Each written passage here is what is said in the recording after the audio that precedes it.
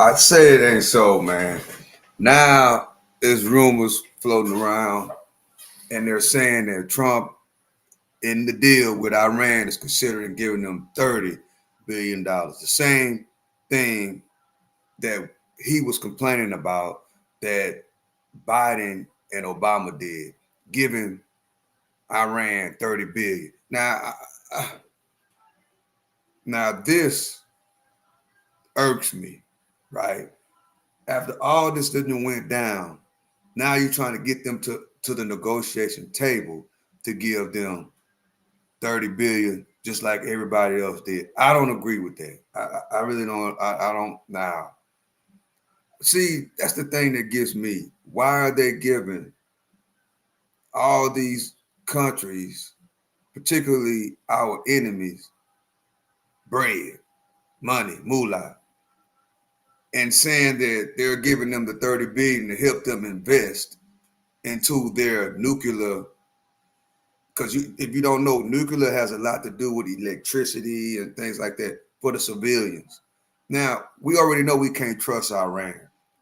That's what gets me about these high-level politicians and these people sometimes. They do things that really don't matter. The question is what will we get out of this?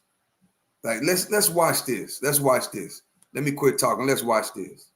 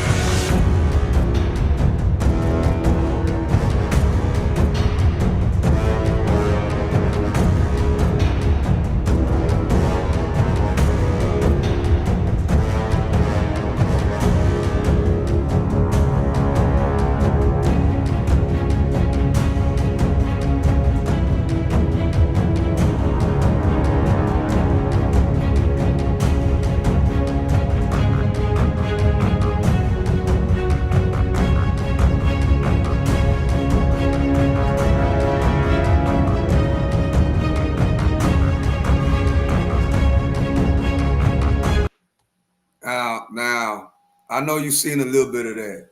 It was just words. It wasn't actually a conversation. But that's what's going on now. They'll turn around and they're saying that Trump is offering $30 billion to Iran is on the table. Man, let me know what y'all think about that as we move on to this over here. You go to the meeting and say, we're going to reach out to a different part of the community. Well, Pastor, we've always done it this way. Let me know what y'all think about that. I'm ready for a movement in here, and I don't care if you're Democrat, Independent, Republican, I don't care what political persuasion you are. There's a time coming right now in this nation, in this country, that when we need to put aside those and stop telling lies about what's going on, instead of having political points and clickbait, which all they're doing, frankly, for the most part, is trying to lie about my department. I'm not going to have it anymore. It's time we rise up, because my scripture actually tells me you're not supposed to be lying. And I don't care if you're a senator, you're a congressman, you're a member of the press, or anybody else. You lie about the VA, we will call you out and tell you that is not true.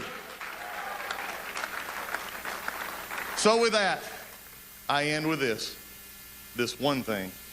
Path with Iran. The president and his team, namely Special Envoy Witkoff, continue to be in communication with the Iranians and especially our Gulf and Arab partners in the region to come to an agreement with Iran. As for our alliance with the State of Israel and that friendship and that partnership between the United States and the State of Israel, I would argue it has never been stronger.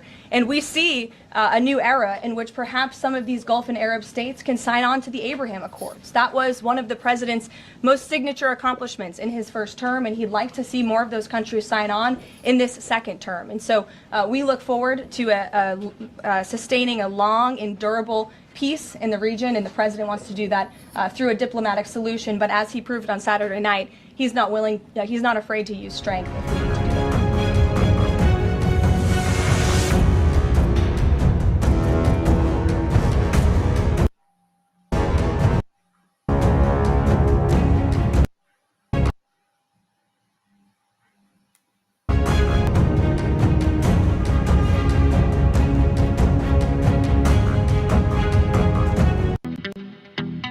That's wild, ain't it? Trump is considering giving Iran $30 billion.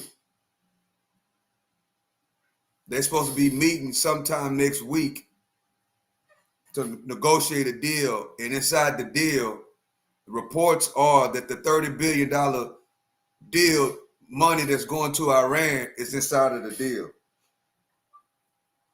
That's wild. Appreciate y'all for joining me. But that's the news this morning, guys, is that Trump is considering giving Iran $30 billion to redevelop their nuclear, not the facilities, but you need nuclear to assist with electricity. I'm trying to get this going over here. So they're saying that they're going to use the nuclear to develop electricity for the civilians. That's wild. We need stuff here. Why would they continue to give out money? But right now, it's just hearsay. We'll find out more detail once Iran really comes to the table and they work this deal out. See, in my opinion, all Iran gonna do is lie again. They already collected 60 billion from Biden and Obama. Why do they need another 30 billion? And plus, they got oil. They're one of the leaders in oil. China is their number one customer. They don't need no money from nobody if they got oil, bro. If they have oil, they don't need money from nobody. Why do these people want to continue to give them our money? I don't understand it. I don't get it. Somebody in the comment section, make it make sense. If you have not heard, the news that's floating around now is that Trump wants to give Iran $30 billion.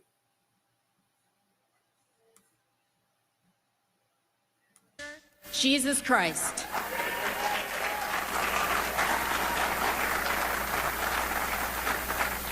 And now that we, the moral majority, are once again the majority in Washington, we must fight to keep our majority.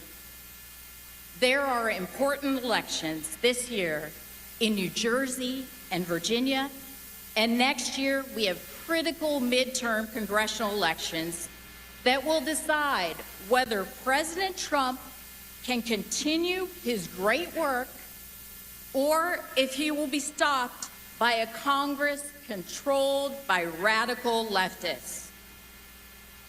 It's not going to be an easy battle. They never are.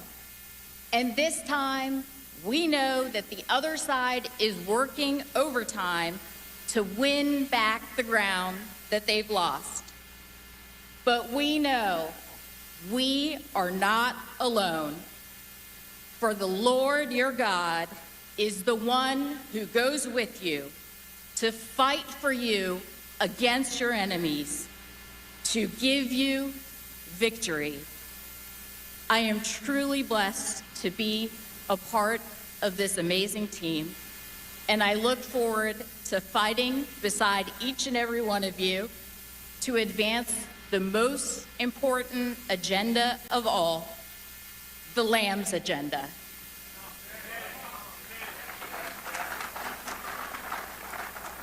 Now it is my great honor to introduce a key member of President Trump's cabinet, U.S. Environmental Protection Agency Administrator Lee Zeldin.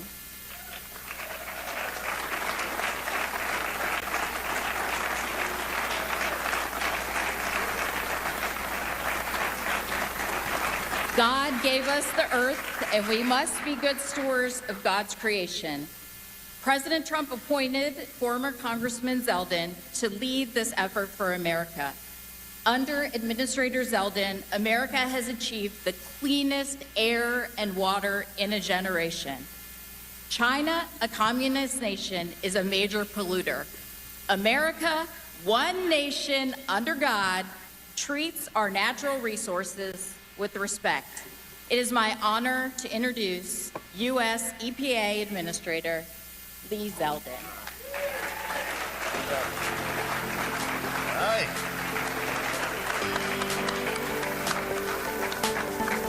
Hey, what up, Jonathan Davis? It is so great to be here. A little bit's changed since we were all together 1 year ago. What's up, ATM Till? Thanks to... Wait, what just happened?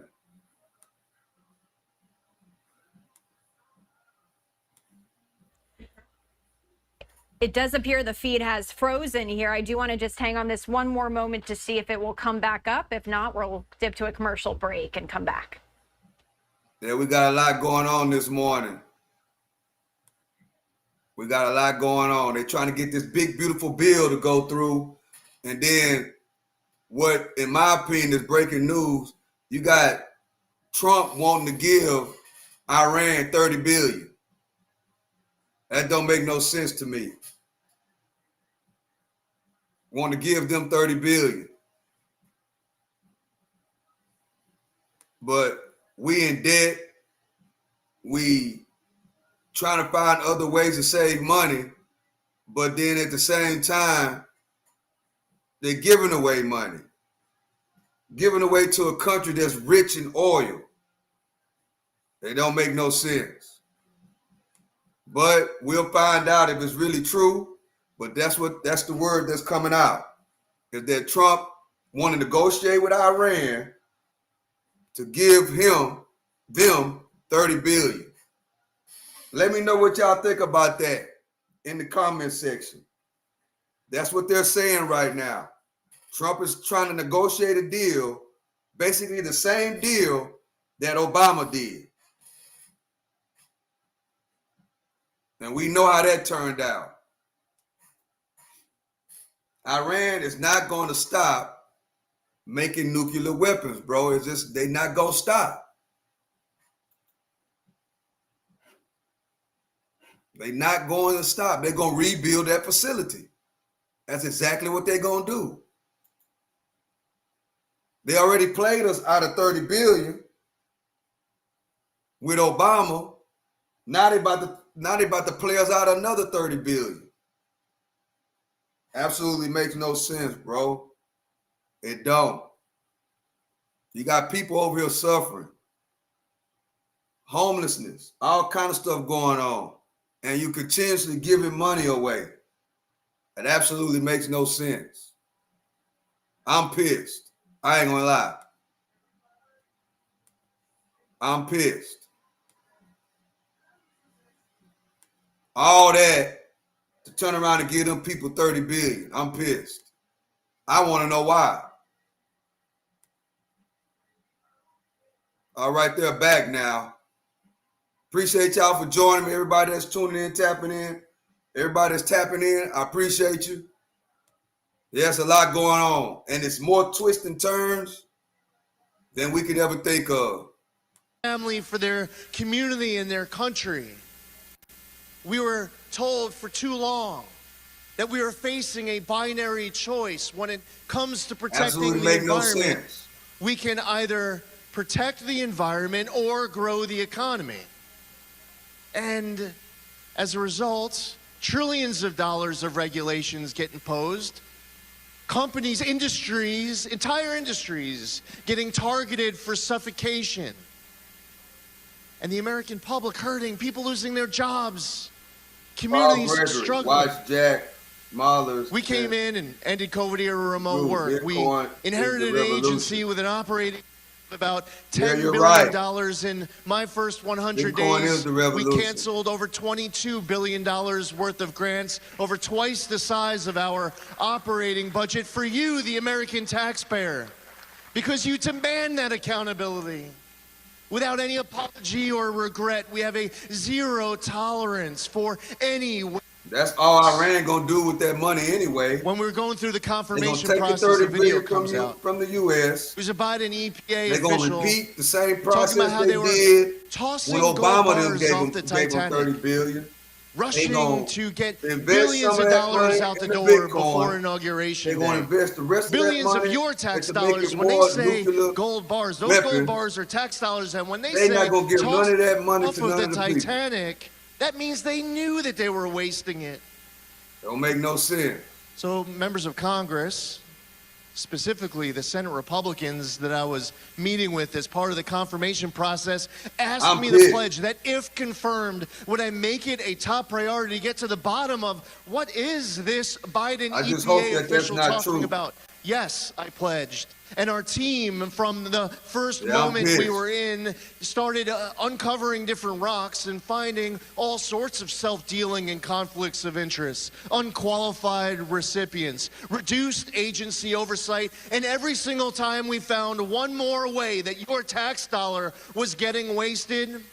Hello, members Mr. of the media, Awesome. How you doing? Democrats in Congress, people awesome out in the public, we're digging even deeper to insist that there is nothing wrong with the way even a dollar was spent when the Democrats and President Biden were in charge. They dug in only deeper. But that only needs to make us more resolute in fighting harder, because we know we're right in this cause. We know this is just. We're doing this on behalf of the American taxpayer, for the child who is inheriting tremendous because of poor decisions made by those who have been in charge over the course of these last couple of decades. I agree with we canceled those grants. And to any member of Congress or any member of the media who wants to insist that there was nothing wrong with how this money was spent, you're not going to be able to bully us into wasting the tax dollars of the American public. Ever. Ever. That's our pledge. That's our pledge. See, there's something to be said about promises made, promises kept. It's one thing when you all go to someone and ask for them to trust you, to trust a candidate and a cause, that if they were given power, this is what they would do with that opportunity. This is what they would do to fight for you. And then you have that burden, that responsibility, or maybe that opportunity and that gift to go back to that person, depending on how that elected official or the people who are inheriting that power, depending on what they did with it. I pray that it is my commitment. I pray it's not true. Administration's commitment to make sure that when you go back to the same people of those doors that you knocked, you could say, and I really pray that that is not inside of the big, beautiful bill. I told you that there was a way that we can turn this around. Give Iran 30 billion. To be able to talk about that progress, and part of that means on the policy side, enacting at EPA what will amount to the largest deregulatory action in the history of the United States of America. In 1 year at the Environmental Protection Agency, while we are proudly protecting the environment, there will be more deregulation, one agency, 1 year, than entire federal governments across all agencies, across entire presidencies, again, without apology or regret. That's what the American public voted for. Yeah, I pray my sandwich tastes good too. You know, the best press release that we've put out, the best announcement, was the 100th day of President Trump's time in office, where we announced 100 environmental actions that we took over the course of these first 100 days, because that gets to the core mission of an agency like the EPA. And President Trump talks about it often: clean air, land, and water for all Americans. I'm sure everyone in here wants an environment with cleaner, safer, healthier land, air, and water for your families, your neighbors, for this entire country. It can't stop there. At EPA, we are powering the Great American Comeback, which means on top of fulfilling that core mission, On top of fulfilling our statutory obligations, we will do our part to unleash energy dominance, to advance permitting reform and cooperative federalism, to make America the AI capital of the world, to bring back and protect American auto jobs. Why? Because the American public demands it. That's why we do these actions. That's why all of you had fought so hard to make this moment possible across all agencies. Well, whether it's Doug Collins, who's here talking about fighting for our veteran, or it's Secretary Scott Turner, who's about to come up here fighting hard at his agency. This entire team is fulfilling a mandate, Trump mandate that was earned because of the hard work of all of you at those doors, having those conversations, asking that voter to trust in you and to trust in us. It's incumbent upon us to deliver. Now, I don't know exactly where we're going to be 1 year from now, but if this pace keeps up, it's pretty exciting, this opportunity for the greatest country in the history of the world. Just last month, I started my retirement from the United States Army after 22 years. Hey, what's and up, right Joseph now, Johnson? we have men and women who serve in the military and law having a great enforcement day. and Appreciate everybody for firefighters coming and in. EMTs, people who answer the call in their own ways, We who on to the love next this phase, flag, who believe in our which is freedom and our liberty, who are what's willing gonna to happen with this sacrifice big, beautiful time bill. away from Which they try to personal get it passed by July the enjoyment, 4th. maybe from So it's on to the next one. priorities that are important, but maybe priorities that won't save this country. But because of the Faith and Freedom Coalition, at the tip of the spear, because of all of you, as we look to this moment 1 year from now, it will be a country even more strong, more safe, more free, and more prosperous than it was when President Trump was sworn in. He's been through so much for all of us. It's important for us to do our part. We all stood on your shoulders last year. Now, together, we all stand on President Trump's shoulders as we make America great again. Thank you, Faith and Freedom Coalition, for doing your part. Thank you for your prayers, your fight, your courage, your integrity, Don't forget to leave your our giveaway more fearlessness. money. Thank you to Ralph Reed, Mary Don't forget Thomas, that. all of you. Now let's go out and do our part and make next forget year that even part. greater than where we are today. God bless all of you. And that was EPA Administrator Lee Zeldin wrapping up his comments there at the Road to Majority Conference. Again, this is a multi-day event here in Washington, D.C. We're going to head right back to it after this final break of the hour. Stay with us. See, what I don't understand, guys, yeah, I'm pissed this morning. I just hope that it's not true. Appreciate y'all for joining me. Hit the like button for the algorithm. Hit the like button for the algorithm. But the news that's floating around now is that Donald Trump is trying to give $30 billion to Iran. We already heard the process it took to get to those missiles being dropped on those facilities. We already heard the process. Bro, I'm explaining it again. It was a 20-year process. This is what they did. They took a Pacific special person and say, look, you are over whatever's going on in Iran. This man, shout out to him or whoever he is. They ain't not saying who it is. But they gave him a special job, which was to watch Iran. That's all he had to do. And guess how long he did it, guys? For almost 20 years. His job was just to watch Iran to see what was going on at these facilities. Meanwhile, while he was doing that, guess what they were doing? They were developing those bombers. So this process of them with those bombers has been going on for 20 years. They have been working on this for 20 years. Every single president knew what was going on. So the guy finally says, bro, what they're doing over there, it's not looking like they're making nuclear for the citizens. It's not. It's looking like they're doing more than that.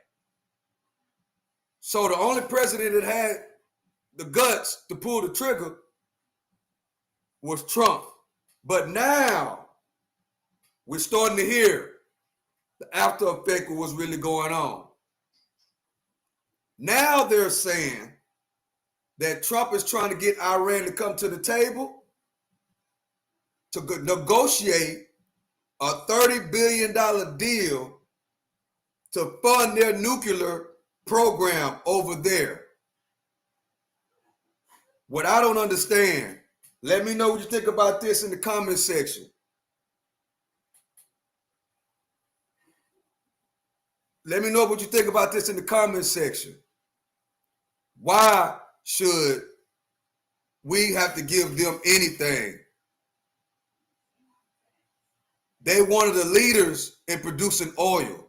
China is their #1 customer. Why do they need 30 billion from us? Again, this is not the first time that they have been given a lot of money by the Americans. This is the third time. Because if you can remember, Obama did the same thing. And we already know how that turned out. They took the money and didn't do what in other words, they broke the deal. The original deal, Iran broke the deal. That's why we're at where we're at right now. Listen to the OG. That's the reason why we're in the position we're in right now with Iran, because they didn't do what they were supposed to have did in that agreement. They didn't do it. What they did do was what I talk about all the time. They made a good earn. They spent less, and they made proper investments. What they invested in, Stock Sniper, they invested in cryptocurrency, majorly Bitcoin, and they invested into that nuclear facilities infrastructure. So now, fast forward, Trump gives the okay to drop the bomb that they've been working on for 15 years or 20 years. I already explained that process. So that's 20. If he give them 30 billion, bro, that is wasted time, money. Let me know what y'all think about this in the comment section. 30 billion, I wonder what's really in that deal. Yes, I wonder what's really in the deal too. But the main thing that's in the deal is probably the same thing that was in the other deals, that they will not take the nuclear to mix it up with that other chemical to make a bomb. That's mainly what's in the deal. They don't want them to make a nuclear weapon with those chemicals. That's the main thing that's in the deal. But they've been screaming death to America ever since I was in my 20s. Why are you giving money to the enemy? At any given second, those people will kill me, you, your kids, your grandkids, if they had a chance. They have worked with numerous terrorist groups. They are the leader in terrorism.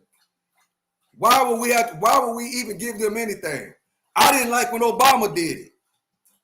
So now this guy, Trump, is supposedly going to do the same exact thing.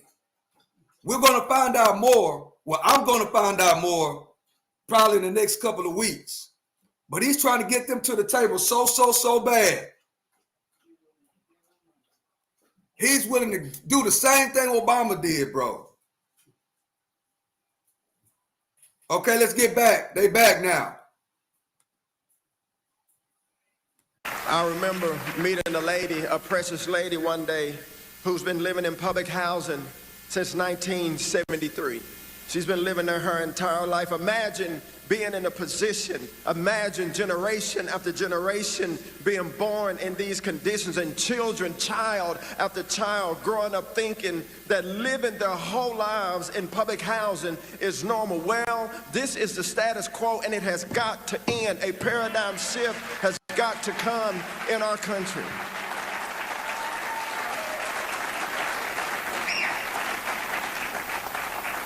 It's that kind of mentality that drains the initiative. That kind of mentality that destroys dreams. Well, the thing about that, how about you? Nobody's going to sell that nuke. Let me encourage you today. This is not about nukes, but I'm going to tell you anyway. And those nukes are difficult to make. And don't ever stop dreaming. Iran because God is the one that gave you the dream. Developed and he's still on the throne, amen. Making those chemicals. Yes. Nobody's going to sell no nuke.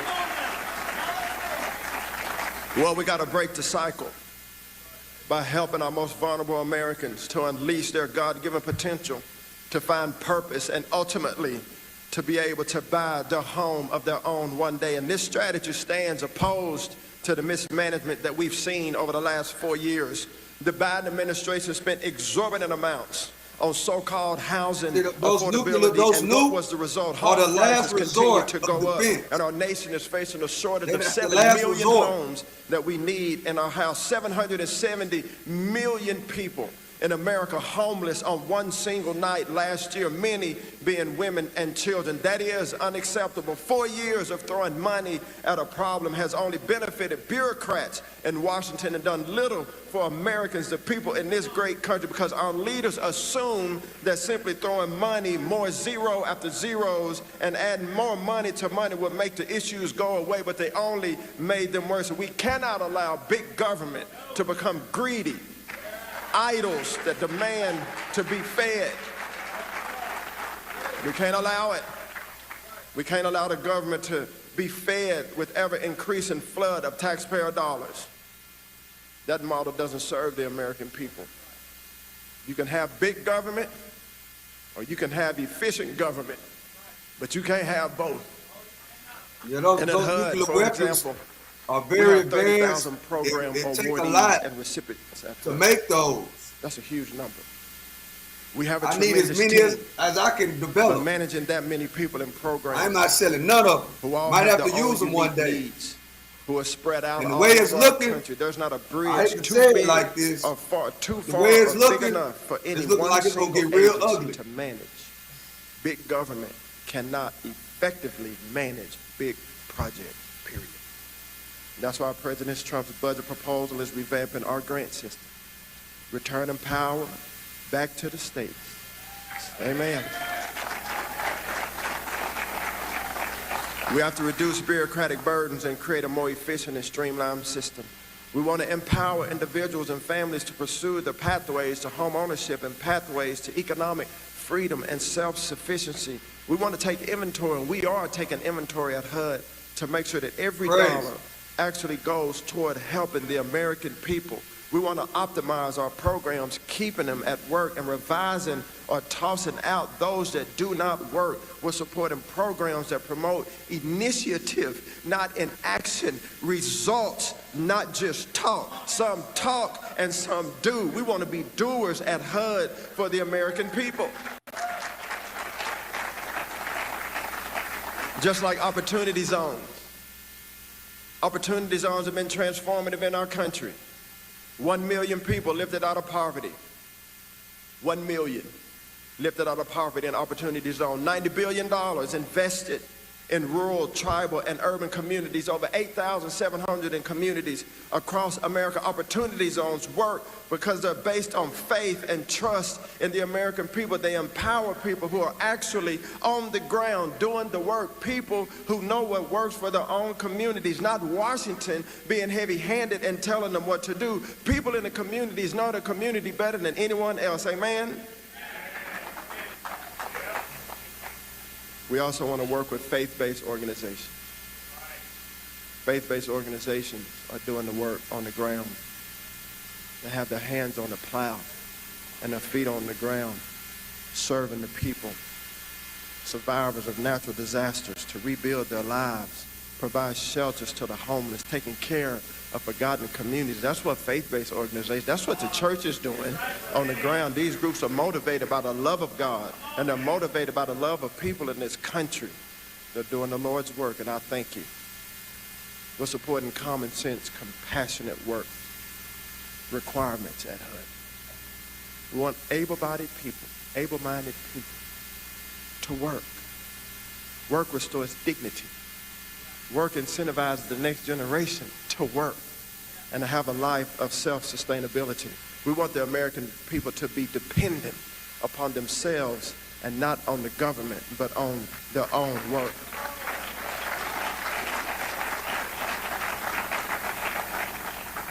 As I close, almost half of the households in America that receive HUD funding do not have one single person working. The status quo is done. It's unacceptable for both taxpayers and for those receiving public housing assistance. Enabling people to end up stuck in public housing for decades is not loving. It's not responsible. Work requirements help these Americans to reach their full potential. Amen. We want people to fulfill their American dream. Well, y'all, my time is up. These are just some of the solutions that we're pursuing at HUD in place of a failed big government policies of the past administration. And we will continue to pursue these policies tirelessly, looking for more areas that we can innovate, cut waste, and improve our programs. With faith in the Lord God Almighty and Jesus Christ, all things are possible. There's nothing impossible with the Lord. And I know we will succeed in expanding the Lord's vision and serving the people of America. God bless y'all. Y'all are wonderful.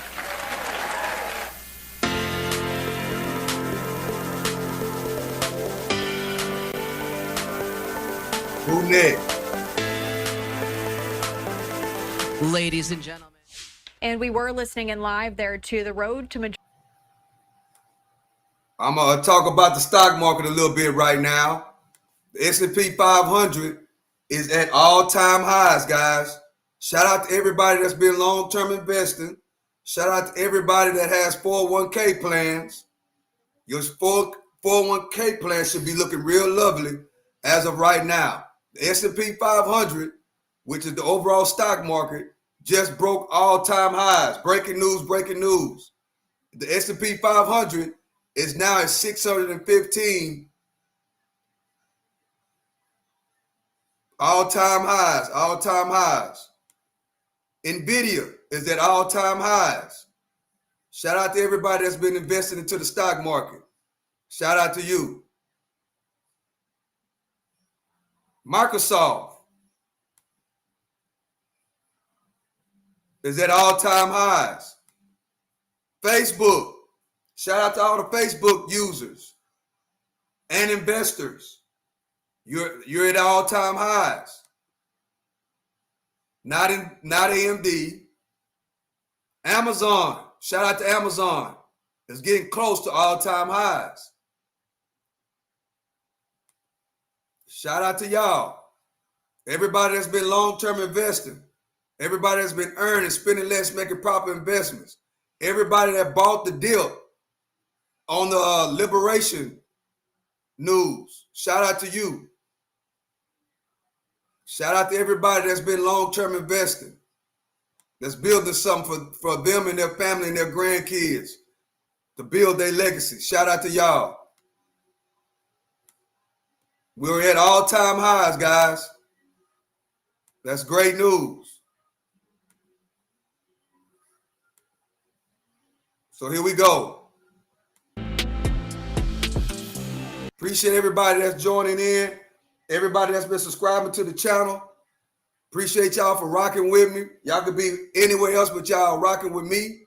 And I really, really appreciate y'all. Really appreciate y'all. Hope y'all having a great day. It's Friday, guys. It's Friday. We're getting close to football season. Getting ready for football season. Let's go. Let's go. How y'all doing? We got 41 people in the building now. How y'all doing out there? ATM facts. It's time for people to stop relying on the government and get out of that poverty mindset. That's a fact, ATM. Now we're going when they come back, we're going to see what they're going to talk about now. all they really, you know, it seems like when they really talking about poverty. They're not really talking about the things that need to really be discussed.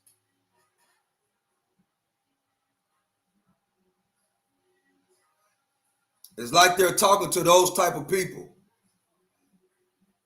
Okay, here we go. We're going back. Take the stage here shortly. We've been listening into some of them. Let's continue. Their taxes will go up by $2,000. We're going to pass this bill and give the funding necessary to the border. 4,000 Pennsylvanians died last year from fentanyl abuse, from that poison coming across our borders. We're going to give the Border Patrol what they need. We're going to plus up our defense. It's a dangerous world. We've got to do that, right? And this is pro-family. We're going to stop the funding for Planned Parenthood. We're going to stop it. Right? We're going to increase the child tax credit. We're going to have MAGA newborn accounts so our children can have the possibility and the opportunity for the future. We're going to secure Medicaid for the people it's designed for, the vulnerable people, not the people who aren't working and aren't willing to get out there and do what's required. We're going to have work requirements. We're going to have tax credits for school choice, so every kid can have the opportunity. That's the way to create opportunity for everybody. We are going to pass this huge building block of President Trump's agenda because this is a key part of what making America great again is all about. And we're going to do it. We're going to do it with your help, with your support. The House, the Senate, and the President all aligned. If you'd have said 30 days ago, here's where we would be, many people would have said not so much. We've got leadership in the White House that's driving the train, and we're going to deliver on the promises of President Trump. That's the second thing I want you to know. Elections matter, and it's going to change America. The third thing I want you to know, the third message is, when I was deployed to Iraq, Saudi Arabia and Iraq, 35 years ago, I was boots on the ground as a young Army officer.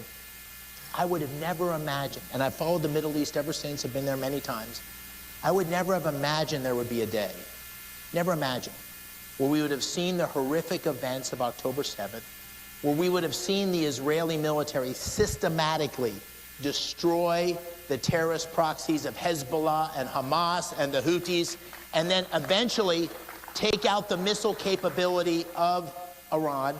I would have never imagined there'd be a day where a United States president would have the strength and conviction to stand up and use the technology and capability only we would have to destroy the nuclear capability of Iran. The strength to do, I would have never imagined there would be a president that would have had the wisdom to sue for peace, look for every opportunity for the Iranians to come. Be unequivocally clear, Iran cannot have a nuclear weapon. At the same time, offer an opportunity to come to the table. Then very systematically and strategically use the military power of America flawlessly to protect Americans, because a nuclear Iran threatens every single American. And then selectively end that operation and say, now we can move forward on peace. The chessboard has been reset. There's an opportunity for an era of peace in the Middle East. It's going to take some hard work. Iran's not out of the game completely, but there is a moment of opportunity that is unprecedented because of the leadership. Leadership matters, President Donald Trump, and we should be thankful for that. And I want to just end with everything I love and everything that's great about America. And we heard it from Chairman Dan Kane when he talked about those 40 young soldiers that were left in the Patriot facility in Qatar, responding to Iran's attack and how flawlessly they executed the mission. And I called President Trump on Sunday and I said, you know, congratulations on your leadership. And he said, Dave, those young people, they executed perfectly. They executed marvelously. They are amazing. And I said, Mr. President, my heart swells when I hear that story. But the amazing... All right, well, we are hearing right now from House Speaker Mike Johnson. Let's listen in. And in extraordinary military servicemen and women, the pride that we all have as Americans, as the only nation on the face of the planet that is capable of this kind of decisive action. And again, as I said, it takes bold leadership to do so. The briefing today was thorough, I think very helpful for the members. They relayed very important information and answered a lot of the questions that were in the minds of members of the House here, and I know they did the same in the Senate yesterday. So we are blessed to be led by a cabinet of officials who are so good at their jobs, to have the acumen of an extraordinary chairman of the Joint Chiefs of Staff, General Kane, and all of the personnel that work there at the Pentagon and in the U.S. military. I'm very proud to be an American today. I think everyone should be. And what I will say next and what we expect, and one of the things that was discussed this morning. That should be the first option. I got to switch you guys to what's going on in Kenya. In public is calling for persons to be shot dead. This is what's going on in Kenya right now. This is unacceptable, it's unconstitutional, and as Kenyans, we will continue to challenge these kinds of orders. What is happening presently is the government trying to unconstitutionally overthrow the Constitution. This was going on in Kenya. The right to protest, the right to demonstrate, to picket, and to present petitions is a constitutional guarantee in the Constitution of Kenya. So what the government is trying to do is to change the Constitution and to turn rightful protest to become criminality. And that is something we can't accept. These are our rights. When you turn rights into crime, that is the beginning of anarchy in the country. And we want to communicate very clearly to the government that we shall not relent on our rights. Human rights in Kenya are non-negotiable, and we will continue exercising those rights to the fullest. They're not playing no game. Well, still ahead here on Al Jazeera. Hold on, I gotta read. Look. Demanding the president's resignation, frustration boils over for protesters in Togo. And found hiding in just the absence of war, but the courage to build something better. Nicholas Hawk, Al Jazeera, Abidjan. And with that, that's it for this news hour, but I'll be back in just a couple of minutes. And when I'll have more news, don't forget our website, aljazeera.com is the address. See you in a bit. Bye for now. Never sleeps. Young people gather by Abidjan's lagoon. Too young to remember the conflicts of the past, old enough to dance to Afropop and celebrate peace. On stage, Ari and Toto Lebanzu, inspired by Japanese anime and American country, where East meets West, somewhere in between, is Ivorian rock, reclaimed by the musical duo. Wild, unapologetic, the new anthem of this cosmopolitan African metropolis. For the past week. Yeah, they going in. Our sound comes from outer space, like something you'd find in a manga. It gets you moving. We're chasing a vibe anyone can feel. They try to raise their taxes on them. Could hear it. They gonna protest it, right? Let's stabilize. We're not gonna raise our taxes. Weird, and somehow it just clicks. From rappers to rock stars, this 1 minute 37-second video has gone viral across Ivory Coast. They sing in a language they don't speak, play instruments they never learned. Not knowing didn't stop them. They say it freed them. They used hip-hop instincts to make Ivorian rock music. And that raw, carefree energy is striking a chord with a new legion of fans. This music makes me want to pick up a guitar or a piano. I don't know, there's just something about it. It makes me want to try new things. In the city they call the Paris of West Africa, the French football team's game is shown live on giant screens. The music drowns out the sport commentator. The dance that all eyes are fixed on is 20-year-old Ivorian French striker Désiré Doué, dribbling to the goalpost as if dancing to the music. Ivorians have a knack for footwork, and so football and Afropop are the country's two biggest passion. But young artists are now using rock music to forge a new identity in Ivorian culture. The voice of a new generation, that won't let past conflicts define them. Stabilize is a song about chasing freedom, dancing through uncertainty, and holding on to peace. Not just the absence of war, but the courage to build something better. Nicholas Hawk, Al Jazeera, Abidjan. And with that, that's it for this news hour, but I'll be back in just a couple of minutes. And when I'll have more news, don't forget our website, aljazeera.com is the address. See you in a bit. Bye for now.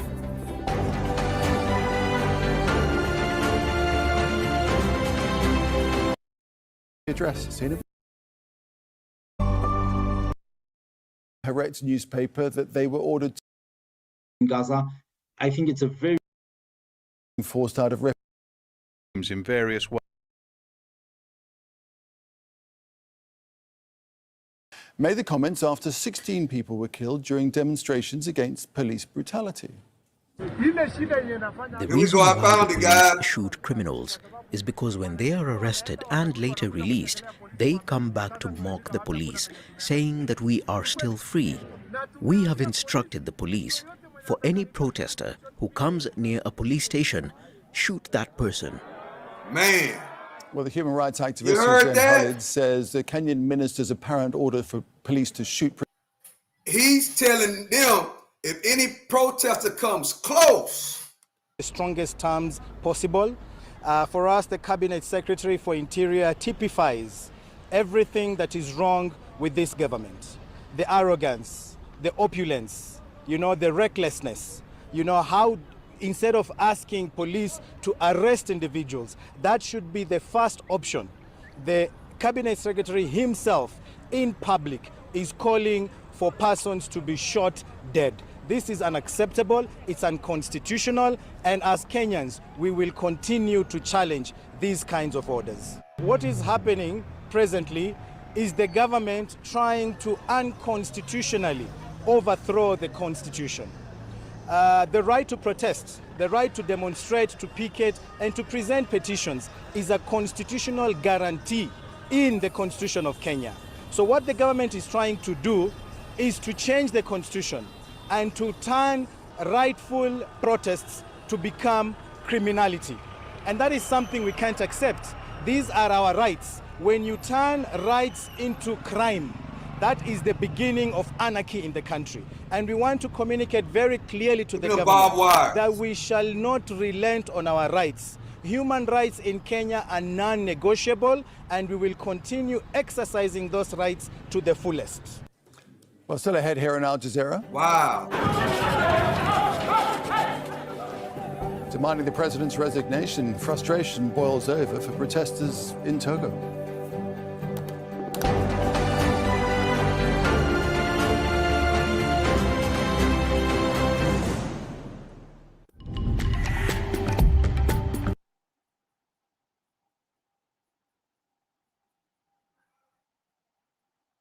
Yeah, that's wild that's going on out there.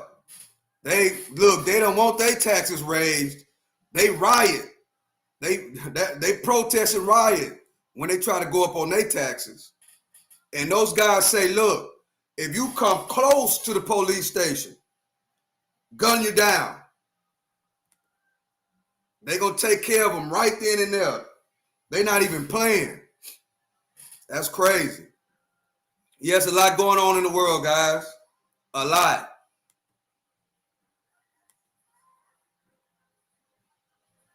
You got to pray for them people out there in Nairobi, Kenya. They don't need their taxes going up. They really don't. Raising up the taxes is never good.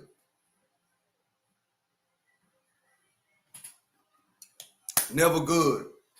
Try to find a way to pay as less taxes as possible. That's the goal. To find a way to pay less taxes. Now you talking about raising taxes? Oh no, they're not going for it out there. Yeah, they don't play out there.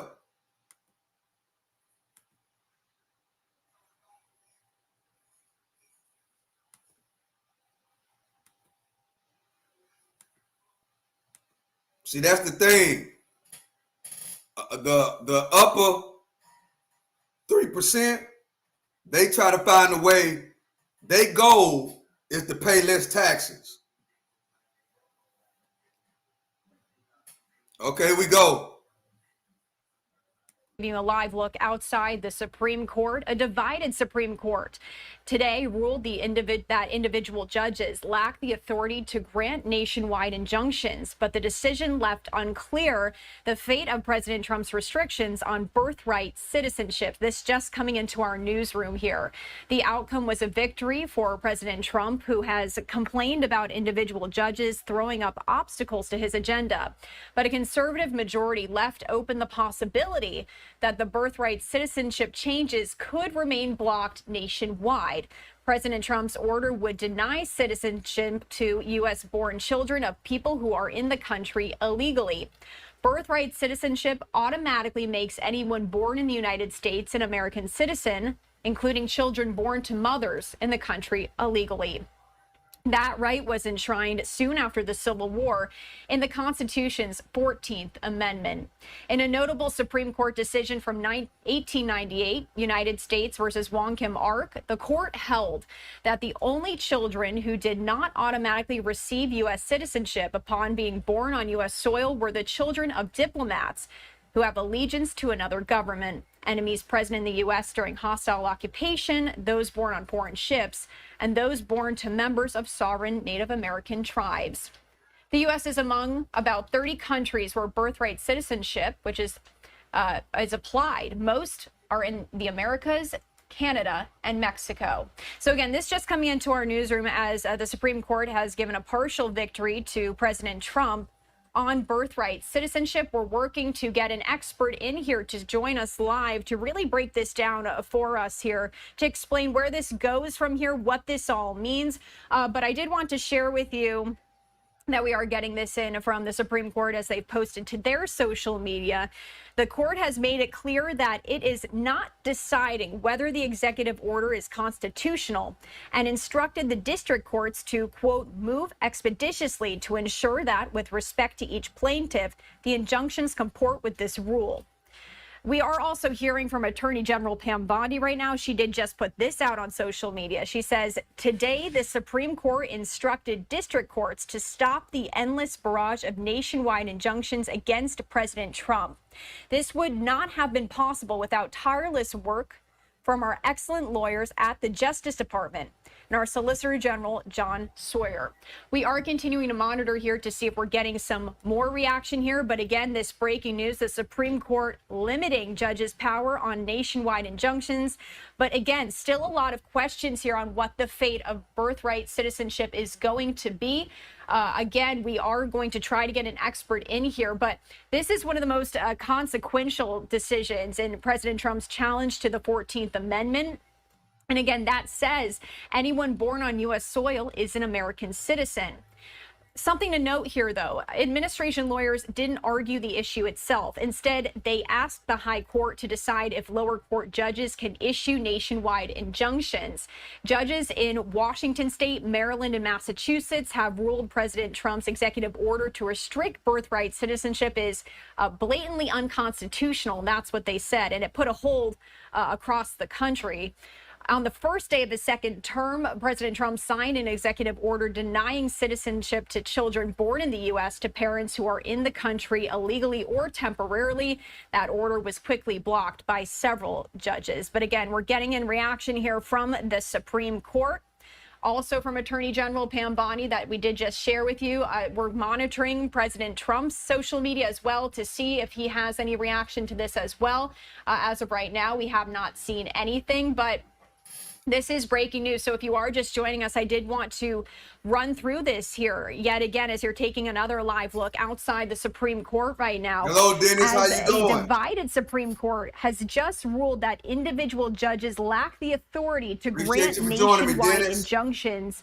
But again, this decision is still unclear here as it comes to President Trump's restrictions on birthright citizenship. However, this was still a victory for President Trump, as he has shared in the past his concerns about individual judges throwing up obstacles to his agenda.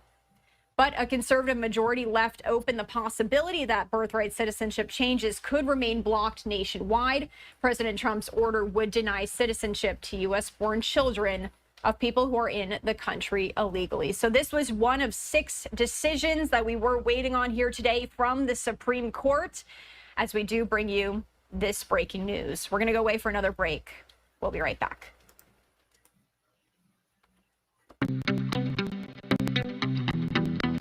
So they're saying that if the parents come over here illegal and have a baby, that the kid will not be a U.S. citizen.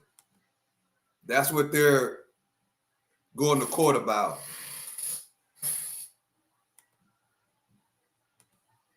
Me personally, if you come over here illegal and have a kid, that's a kind of touchy subject right there. I ain't got no comments about that one. I'm 50-50 on that. That's why I'm not, that's why I'm not in that's why I'm not in politics. That's a hard decision to make. But then a lot of people, that is an attraction for them to come over here illegal, because they know once they get over here and they have a baby, that automatically the baby, as of right now, it becomes a U.S. citizen. So I don't. That's kind of touchy right there. Yeah, there's a lot going on around the world, guys. That's why it's very, very important that you know exactly what's going on, that you do the research, you pay attention. And it takes time to do the research. Now, I'm not talking about just Googling something and and catching on to the first thing you see. Research takes time. It takes time to research and find out these things. I wouldn't be a citizen today if my grandfather wasn't born here today. It's not a question of coming here illegally and having kids, just having kids here. Are they citizens now? World says yes. Yeah, but what they're going to court about right now is about people coming over here illegally. And if you have a kid, will that kid be a U.S. citizen? The Trump administration, they don't want that to happen. They don't want, it's called birthright citizenship. So if you come over here illegal and have a baby, how the law is now, somebody can come across here illegal, have a baby, and the baby will be a U.S. citizen. They're trying to block that. But if you come over here the right way, right, go through all the proper procedures, then that's different. But if you just come over here illegal, nobody knows who you are, and you have a baby, that they're saying that birthright citizenship should be rejected. That's what they're saying. My personal opinion, I don't have an opinion about that. I don't. So I don't know. I don't know. I'm 50-50 on that. Because once you get over here and you have a baby, that baby is born in America.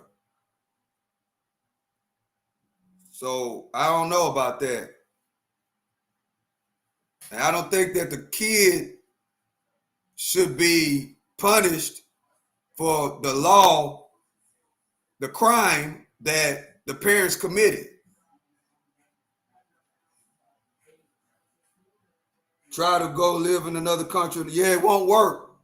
Yeah, trying to go live in another country, yeah, that's not going to happen.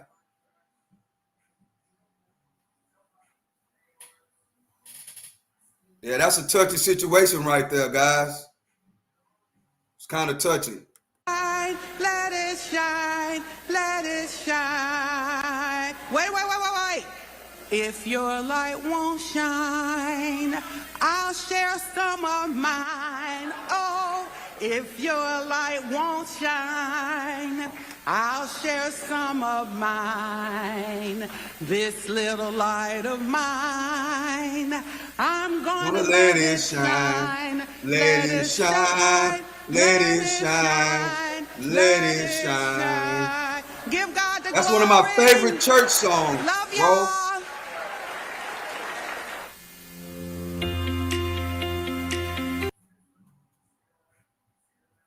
That's one of my favorite church songs, guys. We used to sing that every morning after Sunday school. Shout out to my grandma that made me go to church. That's my favorite song. To traditional medical insurance. The Don says, Americans cannot go nowhere in the world and have a baby illegally and claim that that's the kid's birthright. Yeah, they can't.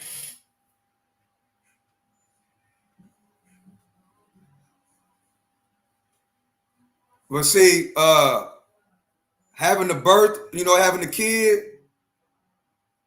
and you illegal, that is motivation to come over here. I think that's one of the main attractions to come over here. I know if I'm pregnant, well, if a woman is pregnant and comes over here, that's an attraction for me to come. Because I know once I carry this kid, that, the kid is now an American citizen. And, that's kind of like them hitting the lottery. I'm a younger Jen. Our God is awesome. God above. That's right. Appreciate you for joining me, Mr. Robinson. Thank you. Our God is an awesome God. That's true.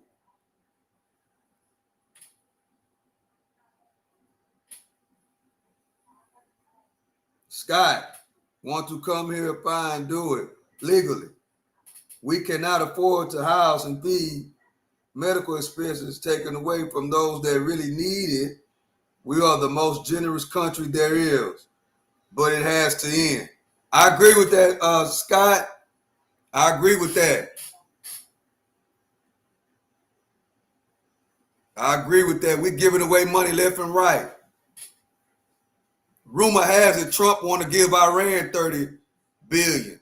They just gave Gaza $30 million. They just giving away money, bro. A little bit about myself, Kevin Stitt, governor of the great state of Oklahoma. My wife, Sarah, and I have been married for 27 years, and we have 6 children. Thank you. We have 6 children, and when I got elected in 2018, I had no idea that being governor was going to make me a better parent. You see, my son, my 18-year-old son, joined the Army. And, yeah, we're super proud of him. And when you go to the swearing in for your child in the Army, they promise to obey the President of the United States and defend the Constitution from all enemies, foreign and domestic. And here's my 18-year-old son with his hand in the air. He also was joining the Oklahoma National Guard. So he promised to obey the commands of the governor of the state of Oklahoma. Venture capital. So, of course, I've been loving that. Go polish my boots, soldier. Go wash my truck. And he's been rolling his eyes at his dad. But first off, I just want to thank you guys. I'm gonna come back to this, guys. I gotta pay attention to this. It pays 36% of income tax, and so it's very clear that the tech sector and Silicon Valley is directly. I'll go back to that in a second, guys. I gotta pay attention to this. You also had something to add about U.S. universities in all this. Yeah, so often, and this is what a lot of the university encampments are about. The encampments want their universities to invest in things that represent their values. But a lot of the universities are investing directly in venture capital industry, which is taking that money and putting it directly into Israel. And just as one example of how invested U.S. giants are in Israel's tech landscape, Hassan, your former employer, Google, alongside another giant, Amazon, are heavily invested. They have $2 billion contract, cloud computing contract for Project Nimbus. Can you briefly describe to us what Project Nimbus does and why so many Googlers, including yourself, are protesting it and getting fired for it? Yeah, so as you mentioned, this is a joint contract between Google and Amazon. It is a $1.2 billion contract, and it is very beneficial to Google and Amazon's bottom line. Basically, Google and Amazon are providing cloud and AI services to the Israeli government, but more specifically directly to the Israeli military, and basically handing them these servers that allow them to do whatever they want. They give them state-of-the-art AI machine learning tools to just create whatever machine learning models they want to perform whatever tasks they want. And we've seen in recent articles from Plus 972 Media that we've seen certain AIs such as Lavender AI and I think another one's called Where's Daddy. These specific instances of the Israeli military creating AIs that track Palestinians, create targets to bomb, and all of these AIs are running on Google and Amazon's infrastructure. And so we see now, this see that at the bottom of the contrast screen between Google and Amazon and the it's Israeli going across military, the screen at the bottom, not just as being complicit, but as being one of the core reasons that this genocide is being able to be run at this scale, and the fact that that this many people are being targeted so quickly, it would not be possible without Google and Amazon's help. Bella, how widespread would you say this knowledge is? Do you think people are aware of what's going on? And can you also give us a few more examples in terms of how tech is helping automate this genocide? You know, I think that more and more people are recognizing that these tech giants, Google, Amazon, Cisco, Intel, they create tools for our everyday lives, but they are also doing two things. They are significantly investing in the Israeli economy, which is feeding Israel's war chest. Hey, what's and up, Mr. secondly, Bond? they are creating specific technologies, me. much like Hassan was saying, including Meta's Lavender Hope you're having a AI, great Where's day. Daddy, Red Wolf, and other technologies that are accelerating the rate that this genocide is taking place. Additionally, you have technologies from HP. You know, we think of like, oh, HP computers and printers, but in reality, HP is also offering Israel the technology to create the checkpoints, the military checkpoints in the West Bank and other places. I support and Israel. So, you know, what we're seeing Appreciate with you for technology joining is me. that the Hope tech you're that having a is great coming day. out of Silicon Valley and being invested into Israel and being used in Israel against comments are Palestinians really appreciated over is here. really being used as a weapon. And the idea for the show as well, and for this conversation, is obviously to educate people who might not know about it. On the issue of AI, here's Peter Thiel on Lavender AI. Take a look. What do you think about the use of artificial intelligence, or Lavender, by the IDF in identifying Hamas targets?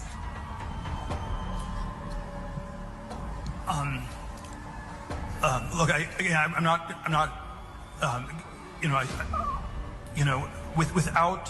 without going into all the I'm not on top of all the details of what's going on in Israel, because my bias is to defer to Israel. It's not for us to second guess everything, and I believe that broadly the IDF gets to decide what it wants to do, and that they're broadly in the right.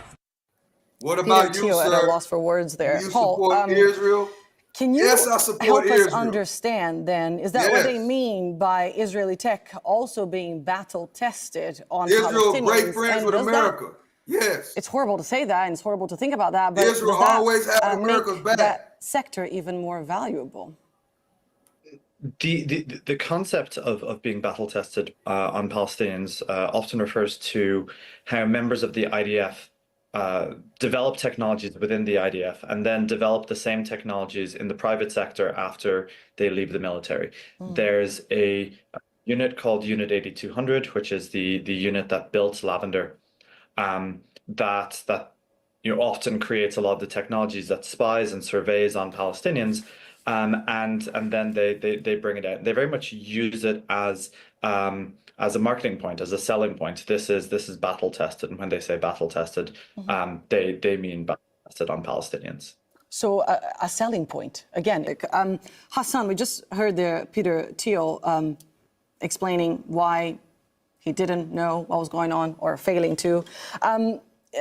He's involved in another initiative, Palantir, that has been called the AI arms dealer of the 21st century, and went out of this way to voice its support for Israel during the war. In January, they actually went further. They agreed on a strategic deal for battle tech, signing a deal with Israel's defense ministry to provide technology to help the country's war efforts. Once again, how much do you think the public is aware of all this support and how much this is actually fueling this war and the killing of tens of thousands of people?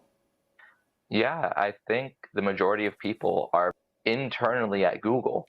Most employees working at Google did not know about Project Nimbus until our sit-in back in April.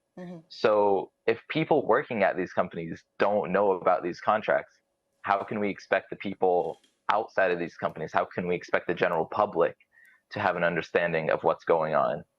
Absolutely. And Bella, you just mentioned how important it is, right, to educate the public. And BDS has had a major victory recently when it comes to Intel dropping that $25 billion investment plan in Israel. Especially right now. But in truth, many companies have started pulling out from Israel, and it started before this exodus was kind of recorded since that controversial judicial overhaul in Israel. Would you say companies are mostly pulling out because of moral obligations or because of BDS or just because it's bad business to actually invest in a war zone?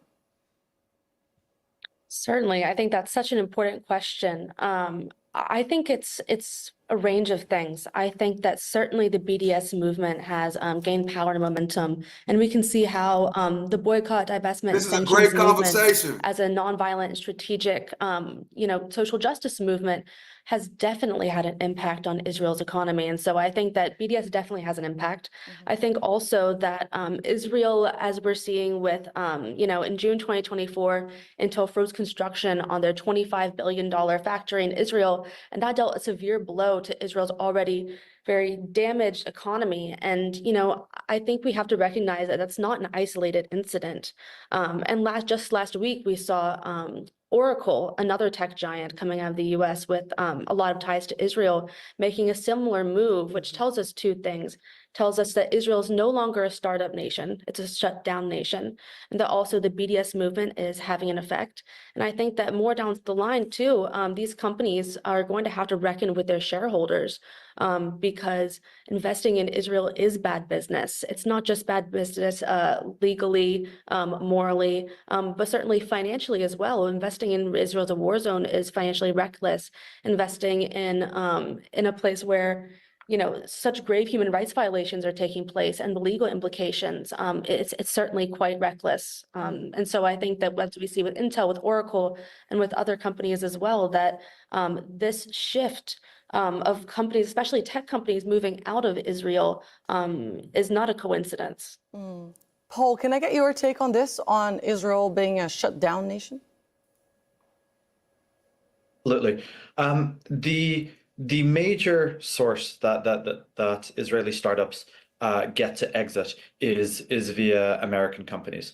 The investors know that. They know that in order for their investments to make money, those companies have to exit in a good way. So the business relationship and the human rights narrative around Israel at the time is extremely important. Do you want to acquire a company where its employees and where its leadership has been heavily involved in a genocide and something that is internationally recognized as a genocide? And obviously not. And so if you as an investor, are you going to decide to start to invest in those companies where possibly the employees are going to be called to take part in the genocide in Gaza when they should be writing code for your product and making you money? Here's political economist Kieran Andrew on the economic impact of Israel's military actions over the past year. Shir Hever, the brilliant Israeli political economist, said, I encourage everybody to read Shir Hever. Shir Hever said, countries that commit genocide also commit suicide. I don't think that necessarily that's a law of history, but I do think that it tends to be the case that two things go together, actually. He was, as a political economist, talking particularly about what's happened to the Israeli economy over the past year. It's in freefall. It's imploded. Investment, tourism, obviously, but also knowledge economy. You know, Israel had at one point a burgeoning knowledge economy. Its academic exchange, et cetera, was at some point, relative to its size, second to none. All of that has receded at an incredible rate since October 7th last year. Indeed. So many things have happened since October 7th last year. The economic indicators speak of nothing less than an economic catastrophe here. More than 46,000 businesses have reportedly gone bankrupt. Tourism has stopped. Israel's credit ratings was lowered, and some 500,000 Israelis are reported to have left the country, even though those numbers are very difficult, at least the number of Israelis that have reportedly left. Those numbers are hard to verify. But Hassan, under such circumstances, and I'm sorry for putting you on the spot here, but I wanted your personal opinion as an observer and as someone who has learned about what's happening in this region as well and has decided to take action. Do you think that under such circumstances, Israel can actually still talk about victory? I don't think Israel can in any way realistically talk about victory. I think what we are seeing from Israel right now, their increased aggression, is a sign that they know that they are close to their end. They are lashing out in every way possible to try and claw back victory, but I think they know that they are losing this battle. And to tie it back to our action that we did at Google, our sit-in, immediately after the sit-in, the CEO of Google and I forget the security officer at Google, they sent out 2 mass emails to every employee at Google. And when I saw those 2 emails, I felt like we had already won. If the entirety of Google has to learn now about Project Nimbus after something that we did, Google already lost. And the fact that they fired 50 people, lashing out after what we did, is a sign that they know they messed up. They know they're just reacting in the worst way possible. And again, we're seeing it with Israel right now, the increased aggression in North Gaza, just all the awful images that are coming out. I believe this is a sign that Israel knows it's at its end. I wouldn't say that you can see with the economy, it's in free fall. That's just all the signs point to there's no victory for Israel. You won't hurt my feelings Bella, with in terms of where to from here, when it comes to keeping the pressure, I want your take on this particular win also for the BDS movement. BDS announced today, April 11th, that Samsung has officially pulled out of their offices in the settler colony of Israel. This South Korean giant closed their office in Tel Aviv. They shut their operations down. It's over. If you needed another sign as to do boycotts work, here it is. Boycotts work. This is extremely significant because Samsung invested on some 70 startups across Israel. Would you say that this is the way to go in terms of keeping the pressure by, again, exposing what companies are doing? Because obviously companies are extremely protective of their image. Most definitely. I think that, we look at the work that activists were doing at Google and Amazon with No Tech for Apartheid. And that work is so important, as Hassan was saying, because it draws attention and it reveals these companies' complicity in a way that they certainly would like to hide. And I think, we have numerous examples, including with Samsung, of major tech corporations pulling out of their Israeli offices. And I think that there are several pressure points. We have consumer boycotts as a pressure point. We have threat of sanctions from the ICJ. And we have, more and more, groups, trade unions, schools, et cetera, that are running divestment campaigns against these complicit companies. And another really important thing that I want to add is that these companies' executives can be held individually responsible for enabling genocide. And that's really important because you have these company executives that are continuing to put shareholders' money, at real risk based on their investments in Israel.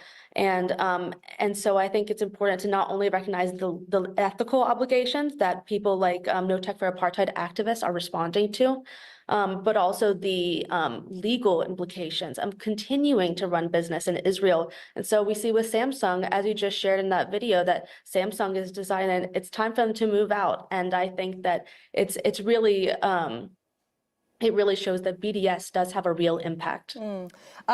No Tech for Apartheid is definitely a very important campaign. And Paul, you have created an extraordinary initiative to help also expose and educate people about tech's involvement. Can you walk us through what you guys do at Tech for Palestine? There's a lot of investing going on. Tech for Palestine starts and a lot of investing in long-term campaigns to going on right now. So in some cases that is divestment initiatives, for example, ethics.vc or Boycotts are divestment or boycott and divestment initiatives. In some cases, it's investigating the widespread media bias that is pro-Israel. In some cases, it's building AI tools to help activists to be able to respond quickly to questions about Israeli and Palestinian history.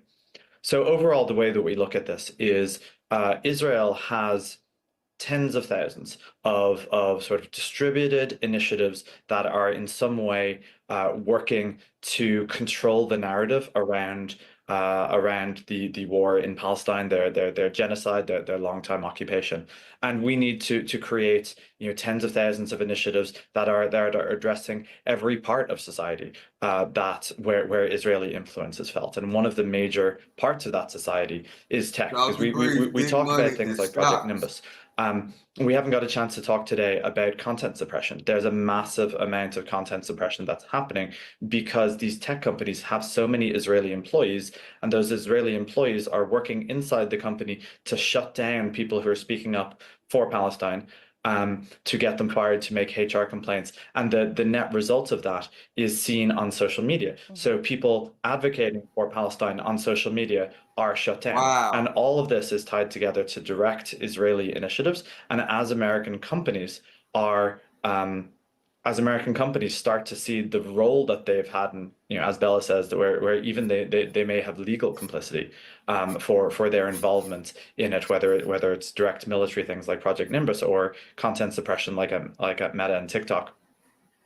There is a need to create all of these initiatives and to make principally the American public aware of where Israeli influence is and how to combat it, and that's what we start. You're basically countering Israeli Hasbara, I would say then. And what I find interesting is you guys look at tech not just as code and computers, right? You've got different services and different applications that involve anything from taxis to groceries. Everything is tech these days. Right. We've been saying for years that software is eating the world. Every industry is technical. When people in Silicon Valley talk about tech and what is the connection to taxis like with Uber or to groceries like with Instacart, you might say that it's about an app, but really what it's about is scale. It's technology allowed you to bring these startups to tens of millions of people, and technology also allows these campaigns to scale up to tens of millions of people, and that's our how Tech for Palestine is thinks about the kind of campaigns that we start.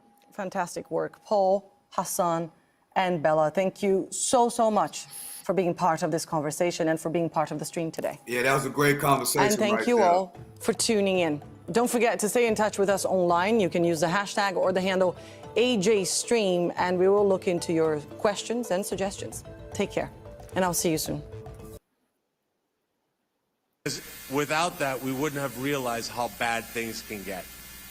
And we saw it got really, really bad. I don't think that history has yet been written to understand how bad things had gotten in this country. Yeah, that was a great conversation right there. It's about they're investing and they're trying to build this AI all the way around the world in these different countries that has the infrastructure and the capabilities to advance AI and the intelligence to advance AI. And with all these wars going on and all this negative stuff going on, it's kind of holding them back on investing in the things that they want to invest in. That's what's going on. This is the best time to be investing right now, especially in tech and Bitcoin and crypto. It all goes hand in hand. It's the best time to invest in, I ain't gonna say anything, but the things that you know, like, and trust, even real estate. All these things are going to be ran and developed by tech, AI. And right now it's a crucial time in the world. Why? Because we're in the beginning phases of AI. The beginning phases of AI. It's not too late. It's still in the beginning phases.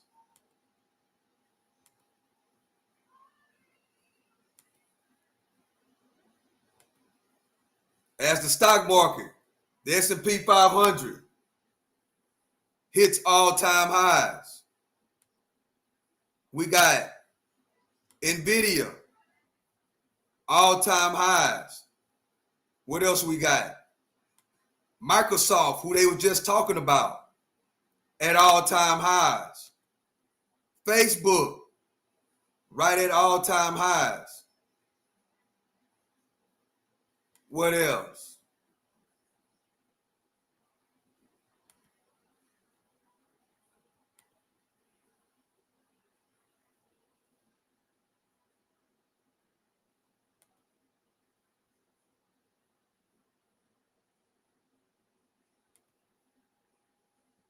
Amazon, nearing all-time highs. But see, all these companies, bro, they are investing. They're trying to build up the infrastructure of tech. Everything is being ran by tech on a small scale right now. But eventually, in the next 20 years or 30 years, probably even before that, tech and AI is going to be the foundation, the infrastructure of every single thing. Even Uber, they brought up Uber. Uber. Shout out to the Uber drivers and all those people. Uber is not just a food delivery service, a picking up people. Uber is not just that.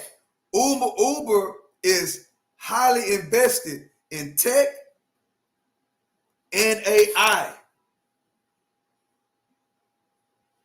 The picking up people and picking up food, that's just a small portion. All that is a stream of income. On the back end, they got tech and AI going on. So that's why, bro, we need peace. We don't need no wars, man. Everybody needs to shut down and focus on building. That's what needs to happen. It's a lot going on, though, man. It's a lot. It's a lot going on. So let's get back over here.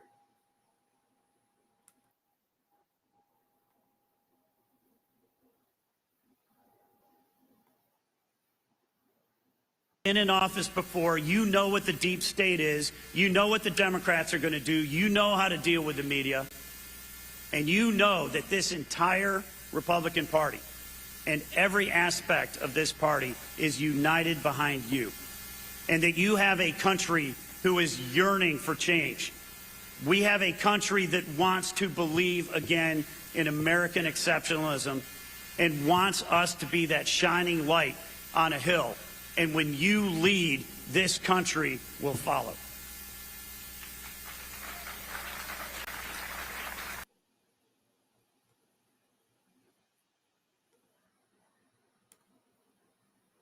An additional $30 million worth of military assistance for the organization. The UK continues. Have failed. That is pro-Israel. Hello, I'm Aline Saeed. This is the News Hour live from Doha, coming up in the next 60 minutes. For every worker, for every community. We're going to have a strong border, and we're going to stop this invasion coming in from Mexico.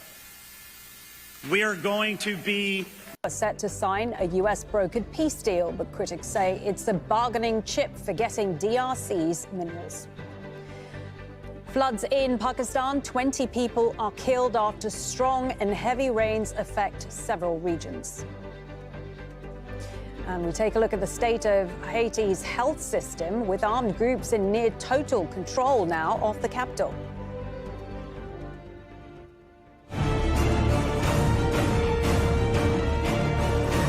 That was over there in Haiti.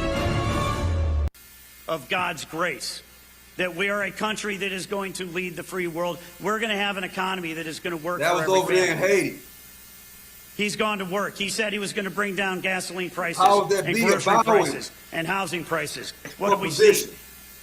Gasoline prices are down. Grocery prices are down. Inflation is down. America's already becoming more affordable. He's created 700,000 jobs in less than 6 months, and wages are up, and real wages are up today. Get in position what's about to happen. Look at what he's done on the southern border.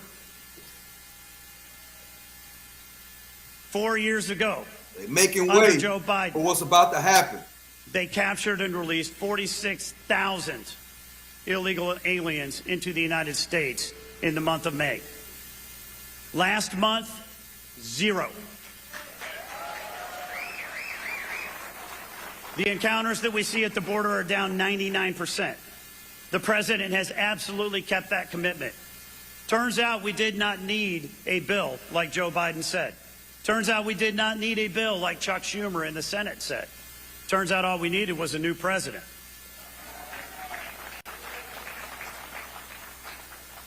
Look at where we are on the international stage. Same rules, bro. Donald Trump said time and time again. That's all.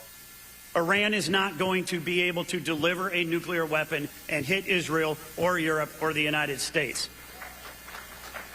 And by God, after this last weekend, we know that Iran is absolutely not going to be able to develop and deliver a nuclear payload. The president said we are going to stand by our allies in Israel, and by God, we are going to stand by our allies in Israel.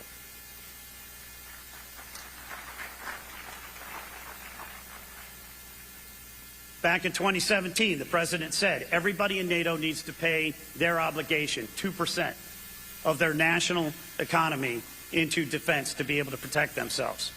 He was sniggered at. He was laughed at. He was roundly criticized for being unreasonable. You know what? Just this last week, NATO agreed 5% of their budgets are going to go towards national security. Now, this is not just a win for Donald Trump. This is a win for Europe. They have to be able to protect themselves. The thing that Donald Trump wants across the country is peace. You achieve peace through strength. That's not just a pithy campaign slogan from Ronald Reagan. That is a reality in the world. 20 years ago, 50 years ago, today, 20 years from now, and 50 years from now. When America's weak, the world is a far more dangerous place. And under Donald Trump's rule, right now, America is strong and getting stronger every single day, and we are going to see a peace dividend. You mark my words.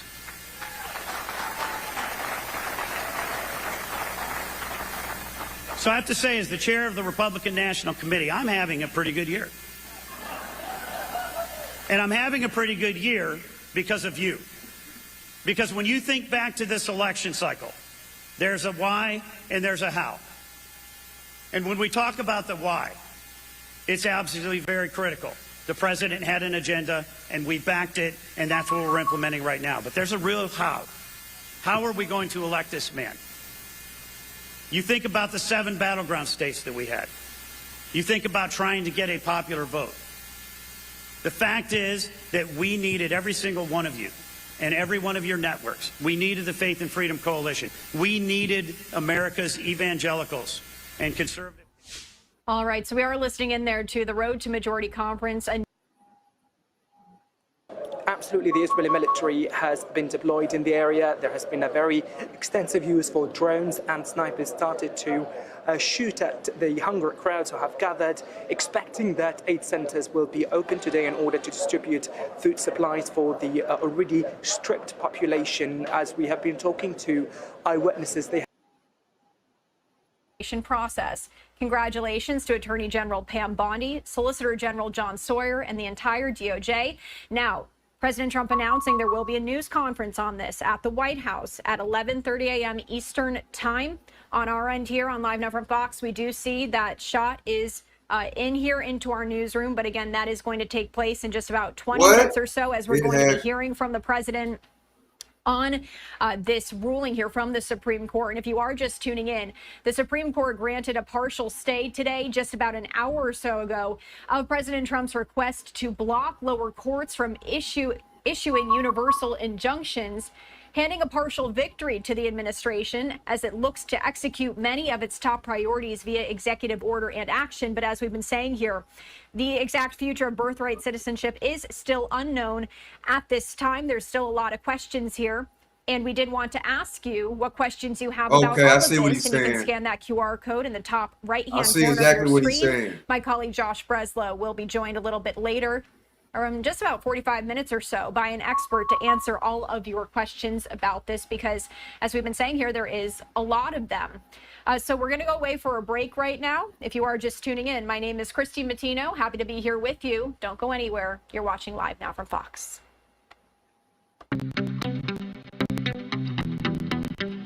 Well, Donald Trump is going to speak at 10:30 about that big win they just got about the birthright citizenship.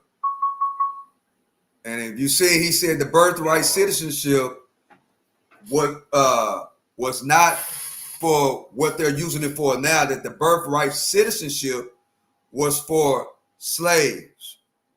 That's why that birthright citizenship was, inside of the Constitution or inside the law, wherever they got it. But that was for slaves. That was not meant for what's going on right now. So he'll be talking about that at 10:30, which will be about another 20 minutes. Yeah, it's a lot going on all over the world. And over there in Israel, Humanitarian Foundation. One Israeli soldier described the situation as a killing field. Now, the DHS and the Israeli army have largely either denied or downplayed the level of violence at these aid sites, saying that they've only fired warning shots in the air, or that Palestinians have been unharmed while seeking this desperately needed food. However, nearly 550 Palestinians have been shot and killed by Israeli forces while they are approaching these sites. the military did not use other means of dispersal like tear gas or warning shots, but rather were given these orders to shoot the Palestinians approaching them. The Gaza Humanitarian Foundation has come under a lot of criticism and scrutiny because it's this sort of shadowy group and it's unclear exactly who is funding the backing of it. And the Israeli government and military alike have come under a lot of heat in recent months for their conduct in Gaza, specifically when it comes to the catastrophic humanitarian situation in the Gaza Strip. Hamda Salhout, Al Jazeera, Amman. Let's go to Ariel Cohen. He's a senior fellow at Atlantic Council's Eurasia Center. He joins us now from Washington, D.C. Thank you so much for your time and speaking to us on Al Jazeera. What is your reaction to this reporting in the Haaretz newspaper that Israeli troops have admitted to deliberately shooting and killing unarmed Palestinians waiting for aid in the Gaza Strip following direct orders from their superiors? First of all, the issue here is why Hamas is still there, why it doesn't put down its arms, releases the hostages, leaves, and then there can be peace in Gaza. Number one. Number two, Israel was subject to these allegations for a long time. Well, of course, the Israelis are going to say that that is Hamas people coming to get the food. They're going to say that that's not the Palestinians that's coming to get the food. They're going to say that that's Hamas. Because they really don't know the difference between the two. That's wild. Bad situation out there, man.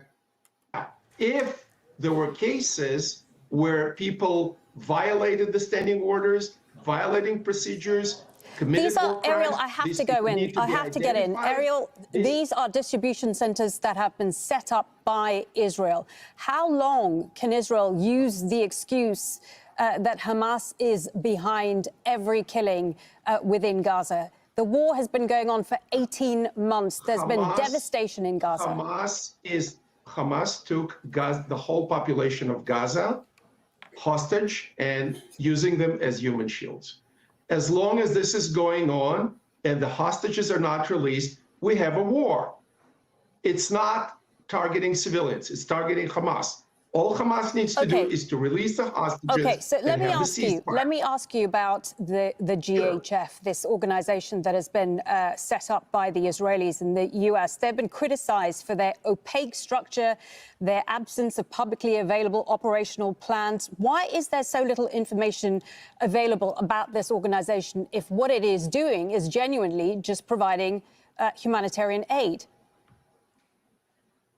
The organization distributed tens of millions of food rations to the Palestinians. If they wanted to kill Palestinians, there are other ways to do it. And of course, Israel is not doing it. So the question here is why you're giving credence and playing up anonymous reports from a far left newspaper that has no credibility with the majority of the Israeli public. Okay, on that point, I just want to say Haaretz is an Israeli newspaper, the longest running newspaper currently in print in Israel. And it is, as of 2022, it has the third largest circulation in Israel. Okay, I want to move on. It is a far left newspaper that nobody is taking it seriously. Let's move on. I want to ask you about the Iran war, which is Netanyahu saying on Thursday that the outcome of Israel's war with Iran has presented opportunities for peace that his country must not waste. What do you think he meant by those comments? Is he referring to his Arab neighbors? And if so, which countries specifically? First of all, I think there is something to it. The damage assessment of the Iranian nuclear sites is ongoing, but it looks like Iran took very serious blows. What I didn't see after the war is a commitment by the Islamic Republic not to replicate its nuclear weapons program, not to build another arsenal of long-range ballistic missiles that threaten the whole Middle East, Saudi Arabia, UAE, Qatar, as we saw, and other countries. Iran and their Houthi proxies used these missiles to attack Arab oil infrastructure, Arab cities, etc. So the removal of that threat or weakening of that threat is a step in the right direction. Now, in terms of the Abraham Accords, I would, of course, bless and be happy if the circle of peace in the Middle East is expanding. There's a lot of potential for cooperation of science, technology, investment, etc. And the prime candidate for the expansion of Abraham Accords is Saudi Arabia, but also other countries in the Middle East, but also beyond, like Azerbaijan, like Indonesia, and many others. Saudi Arabia and other countries in the region have made very clear that normalization with Israel is contingent on progress towards a two-state solution and a Palestinian state. Do you think Israel would support a future two-state solution if it meant an extension of the Abraham Accords? Yeah, I think this is something to be explored in the context of the current crisis of the Palestinian Authority. We have Mahmoud Abbas, Abu Mazen, who is 89 years old. There's a succession struggle. There's a lot of corruption. There's a threat of Hamas as a more popular political force. Every poll that I saw puts Hamas above Fatah. And we shall see how that plays out. But yes, if the future reformed Palestinian Authority is committed to peace next to the Jewish state of Israel side by side, and by Jewish state, I mean a state with a large Israeli Arab majority who proved that they are comfortable in the Israeli state, I think there is a great potential for peace, and everybody, including the long-suffering people of Gaza, will benefit from that. There are reports that the U.S. has asked Israel to engage with talks with Hamas to end the war in Gaza. How much pressure is Prime Minister Netanyahu under from Donald Trump specifically to do a deal on Gaza, particularly since Netanyahu knows that he owes the U.S. for helping it with its Iran objectives? That's an excellent question. We know that Trump is not mincing words. He's a very sort of powerful personality. He pushes friend and foe, as we saw with the recent outburst. And I think Netanyahu may be coming under a lot of pressure because Trump said repeatedly, since the elections or before the elections, Bibi, finish it, finish it. And Bibi is, of course, dragging his feet. The strategy in Gaza, I talked to my Israeli friends and family, the strategy in Gaza is poorly defined, not clear what the strategic goal is. The Palestinian Authority is not a good partner. And I think that the best solution we can have now is an international board that will take over the Gaza management that would include Saudi Arabia, UAE, possibly Egypt, and possibly the United States. Okay, thank you so much for your time today. Ariel Cohen, Senior Fellow at the Atlantic Council's Eurasia Center, speaking to us there from Washington. Okay, joining me now is Yusuf Al-Abada, a military analyst and a former NATO officer. Yusuf, it's interesting listening to Ariel Cohen there because that is very much the Israeli narrative that we've heard since the beginning of the war. That essentially the reason that that the Palestinians are being killed is really because of Hamas. Do we need really Haaretz news that there is a genocide there? No. Since 2 years, we are witnessing a genocide and mass murders committed by the Israel Defense Forces, and all these committing suicides, bombings, and massacres probably done in a command chain, starting from top to the lowest level. So we do not need any news from Haaretz, but the Haaretz news is important. Today, an Israeli newspaper clearly says that the Israeli soldiers are ordered to kill anyone who is approaching to the food distribution centers. So when we take a look at the position, the innocent and defenseless people, not Hamas, are under two fires. One of them, the IDF genociders, and on the other hand is the starvation. So I can say that there is no doubt that there is an ongoing slaughter, murder there to the defenseless people. Even the deaths hurt even the blinds have seen, but the only people who has no heart didn't see. Yusuf. So can you say to your grandchildren after 50 years that you have defended genociders? Everyone will be responsible. It's also worth making the point, Yusuf, that the Israelis pushed for a long time to take control of the aid distribution in Gaza. So it's not really surprising, given all these latest testimonies, the daily recurring massacres of civilians we've been witnessing, that this was all a deliberate strategy to get rid of more Palestinians. Yeah, for sure, because their political goal is not only fighting with Hamas, but also evacuating the Hamas. We have heard this not only from this guy, but also from many different people, of officials of the Israel. They are even Trump was saying that he will evacuate and take them to the Sinai desert, and they will make vacation places in the Gaza. So we know it. And he says that, so Hamas, why not surrendering? So if Hamas is not surrendering, then it is your right to kill the children. That means that. So it is impossible what he has said. I cannot understand. Also, Hamas using the innocent people for this purpose, he says so. People are starving there. 70,000 people has been killed in the 21st century, and in this global world, we can take all the footage, videos, photographs to our cellular phone. They cannot hide it. It is very clear. So I can't believe that still how you can say that we are killing the Hamas people. 5 years old, even 2 months, babies.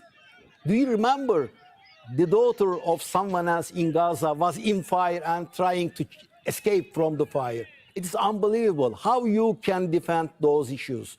This is the second repetition of a genocide after Holocaust. It's so clear, even worse. Okay. Yusuf Al-Abada, military analyst and a former NATO officer. Thank you.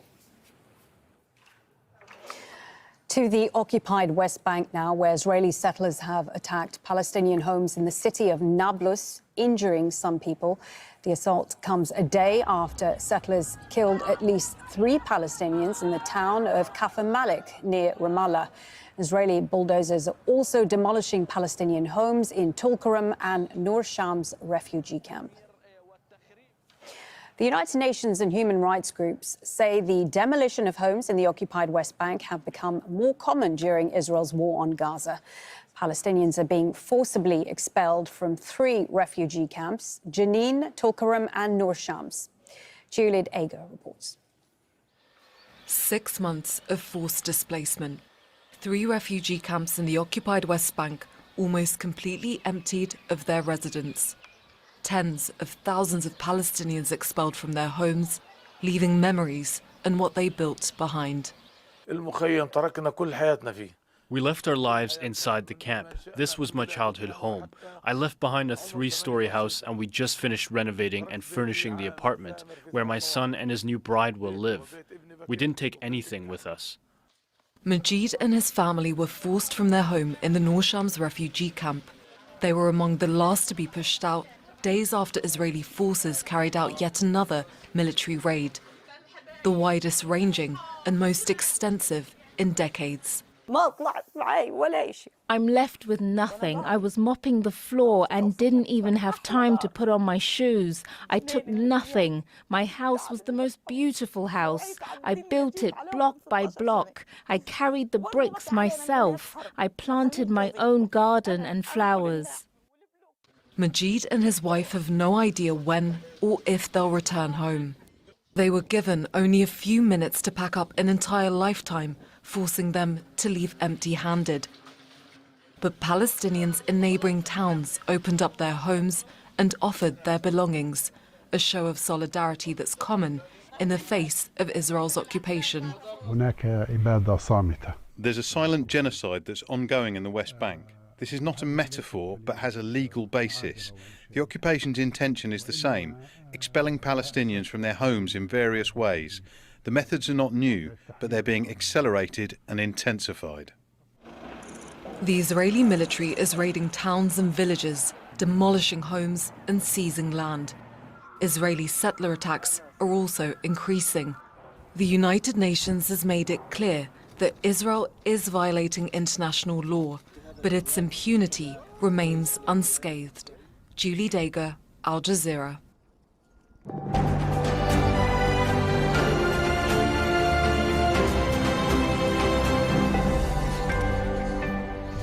U.S. senators briefed on the damage caused by American airstrikes on Iran's nuclear facilities say they've been severely damaged but not destroyed. The remarks come as the Pentagon doubles down on the effectiveness of the attacks. Secretary of Defense Pete Hegseth has dismissed reports suggesting Iran's nuclear capabilities were set back by only a few months.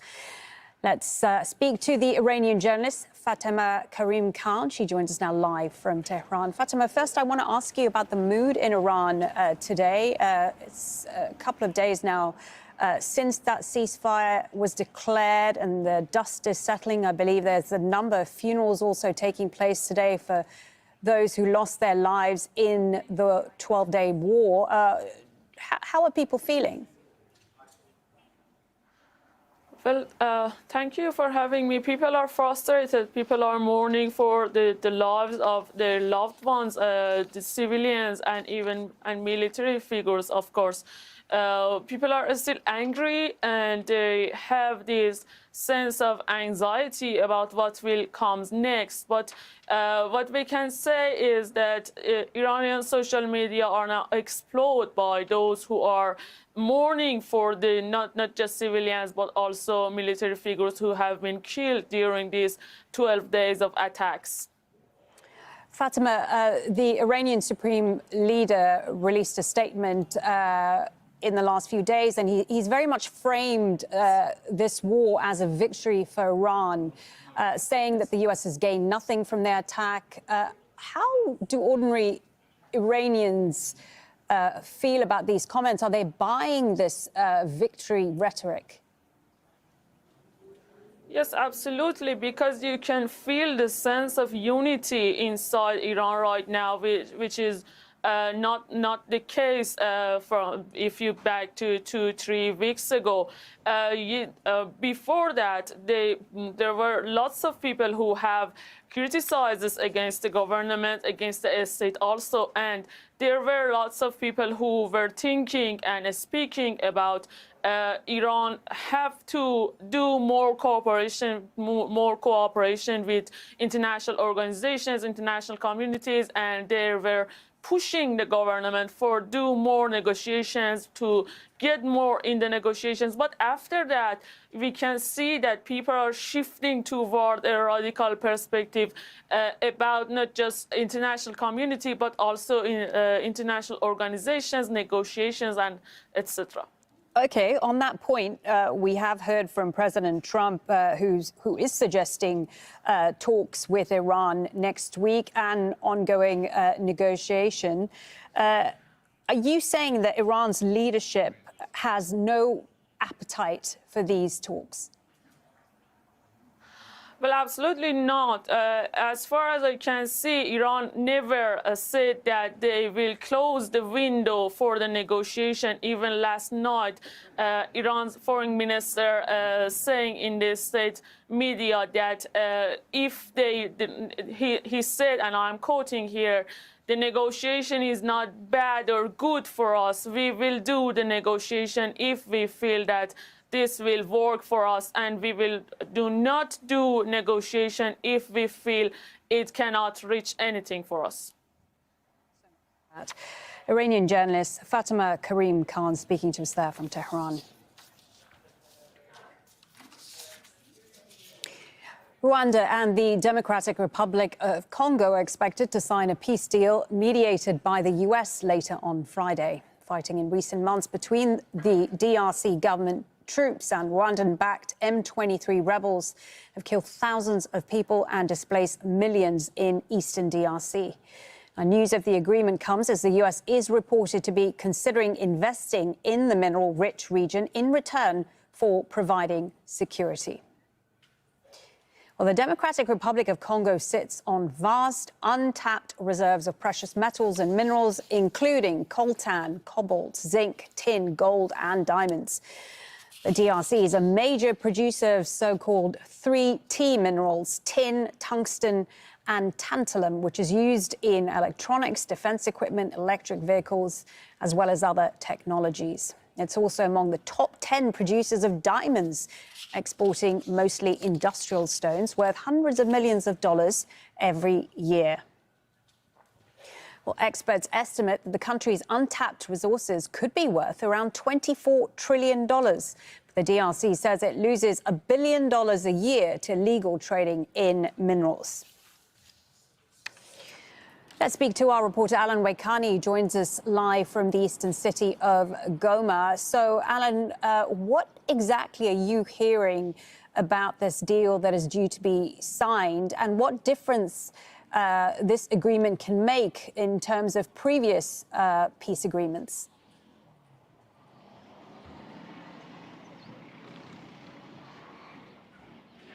Well, this agreement, which even right now, people in Congo, across the country, are connected, expecting a lot from it, even though it has creating a sense of confusion, people believing that this was the signature which will push out the rebels. But there is a very specific aspect in this agreement, which is, first of all, the cessation of hostility between DRC government and Rwanda. Why it's concerning the two countries, and nowhere they are mentioning the name of the rebels here, because the situation developed since last year, before even the arrival of the rebels here in the town of Goma and some of the key cities here in the eastern particularly.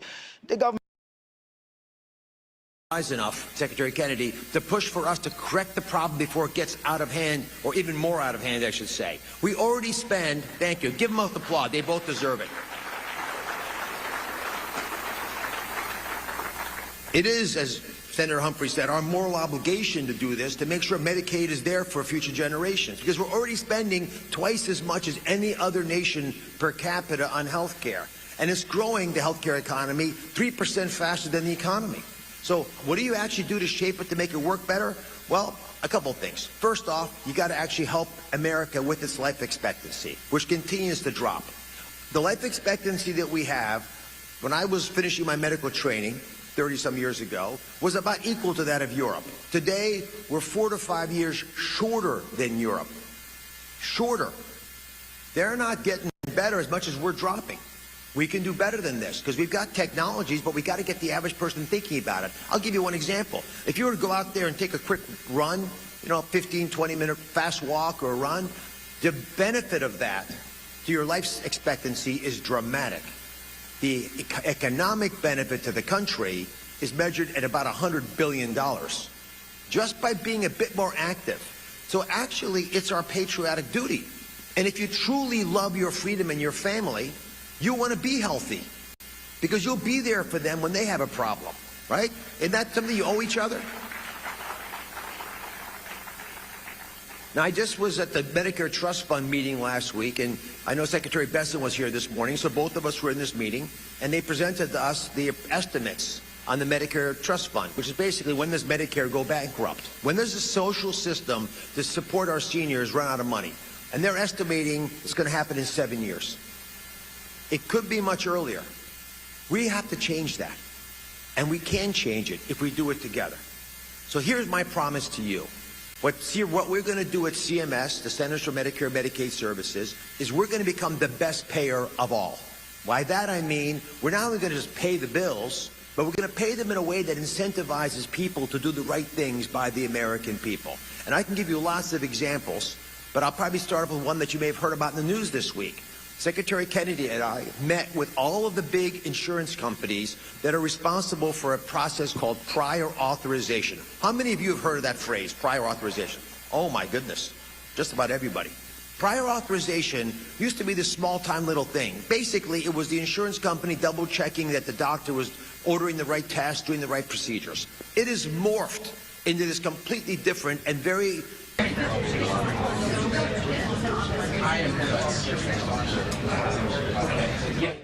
All right, so it does appear that shot did just switch on us, which signals to us that shortly here we are going to be hearing from President Trump. I did just want to share with you those two angles that we are getting into our newsroom right now. Again, we're expected to hear from President Trump on the recent Supreme Court decision on birthright citizenship. President Trump saying that this is a win for him. So again, this is the live look at that image it just switched to in the White House briefing room. President Trump was set to speak here in just about 7 minutes ago. So this is running just a little bit behind here. But I did also want to share with you this other look that we are getting in here right now as well. So we're going to keep an eye on this. And again, all of this coming after we did bring you this breaking news, the Supreme Court issuing that ruling there on birthright citizenship. They ruled today that individual judges lack the authority to grant nationwide injunctions, but the decision is still left unclear as of right now on the fate of President Trump's restrictions on birthright citizenship. But the outcome, again, it was a victory for President Trump because he's complained in the past about individual judges throwing up obstacles to his agenda. And a conservative majority left open this possibility that the birthright citizenship changes could remain blocked nationwide. President Trump's order would deny citizenship to U.S.-born children of people who are in the country illegally. Birthright citizenship automatically makes anyone born in the U.S. an American citizen, including children born to mothers in the country illegally. That right was enshrined soon after the Civil War in the Constitution's 14th Amendment. So still some legal questions here about all of this, as again, we're taking that live look right now as we do await President Trump. And if you are just tuning in, we actually did already hear from the president. He put out this post on Truth Social. And again, he's calling this a giant win in the U.S. Supreme Court right now. And he did say, he did call this a birthright citizenship hoax, but he said it has been hit hard. And he did reference the 14th Amendment there in the Constitution, saying it had to do with the babies of slaves, same year, not the scamming of our immigration process. I also did want to pop up this QR code for you again, because again, we have been asking you here your questions about all of this, and my colleague Josh Breslow is going to be joined very shortly here with an expert to break this all down for us. And these questions you guys are asking, we're hopeful that maybe President Trump will have some more insight for us here at this press briefing that is set to start shortly. What I did want to do is take another break here. I do want to get this out of the way because when President Trump does begin to speak, we are going to bring this to you without commercial interruption. You're going to hear from the president in full. That's coming up shortly. Don't go anywhere. Your comments on the suggestion that as part of a full peace arrangement that Hamas be required to disarm and give up its authority. Well, we recognize the Palestinian Authority as the legitimate authority in the Palestinian territory. And of course, we will support any peace initiative led by the Palestinian Authority. Thank you very much. Thank you. Thank you. Okay, that was Antonio Guterres, the Secretary General of the United Nations, once again being very critical of the aid distribution situation in Gaza. He's said on previous accounts that the aid in Gaza amounts to a teaspoon and that a flood of assistance is required. Let's go live to our correspondent, Gabriel Elizondo, who was at the UN in New York. And we heard, Gabriel, you asked that question to him about these reports in the Haaretz. What did you make of his answer? I think it came as no surprise to him. I think you heard his answer there when I asked about that report from Haaretz, and he said, we don't need these reports. Essentially, he said, we don't need these reports to know what's been going on. And of course, anyone, that's been watching Al Jazeera knows that as well from our reporters in Gaza who have been reporting this for many weeks now. So this is sort of just more verification, if you will, I think that the Secretary General did not answer my second question on if he thought it was time for member states to sanction Israel to get it to comply with international law. But I think what you saw here from the Secretary General was very clear. It was his message that over the last couple weeks, the world's attention has been focused on Israel and Iran. Now that there is a ceasefire there, he is trying to remobilize world attention back on Gaza. And I think that's what you saw from his message here, making it very clear that he calls on Israel to open up border crossings so more aid from the United Nations can get in to the people that need it the most in Gaza right now. Okay, thank you for that reporting. Gabriel Elizondo there for us at the UN in New York. The constitutional right that people born in the United States are almost always granted automatic citizenship has today been dealt a major blow. The U.S. Supreme Court has issued a new ruling weakening judges' powers to block presidential orders. It follows Donald Trump's executive order signed on the first day of his second term to end birthright citizenship for children of undocumented immigrants. Well, Trump has posted on his Truth Social platform describing the news as a giant win in the United States Supreme Court. Even the birthright citizenship hoax has been indirectly hit hard, he says.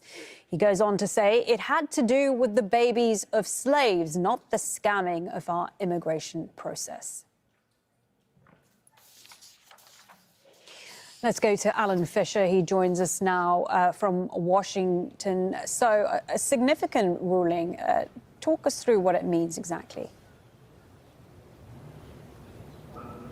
Well, we're expecting Donald Trump to speak any minute now. He is going to take a victory lap on this. He thinks this is a big victory.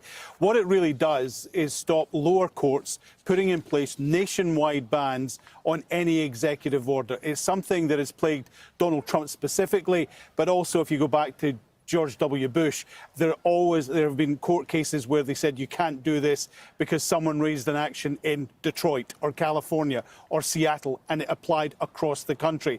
Effectively, what the justices are saying is district courts can't do this anymore. They're exceeding their authority.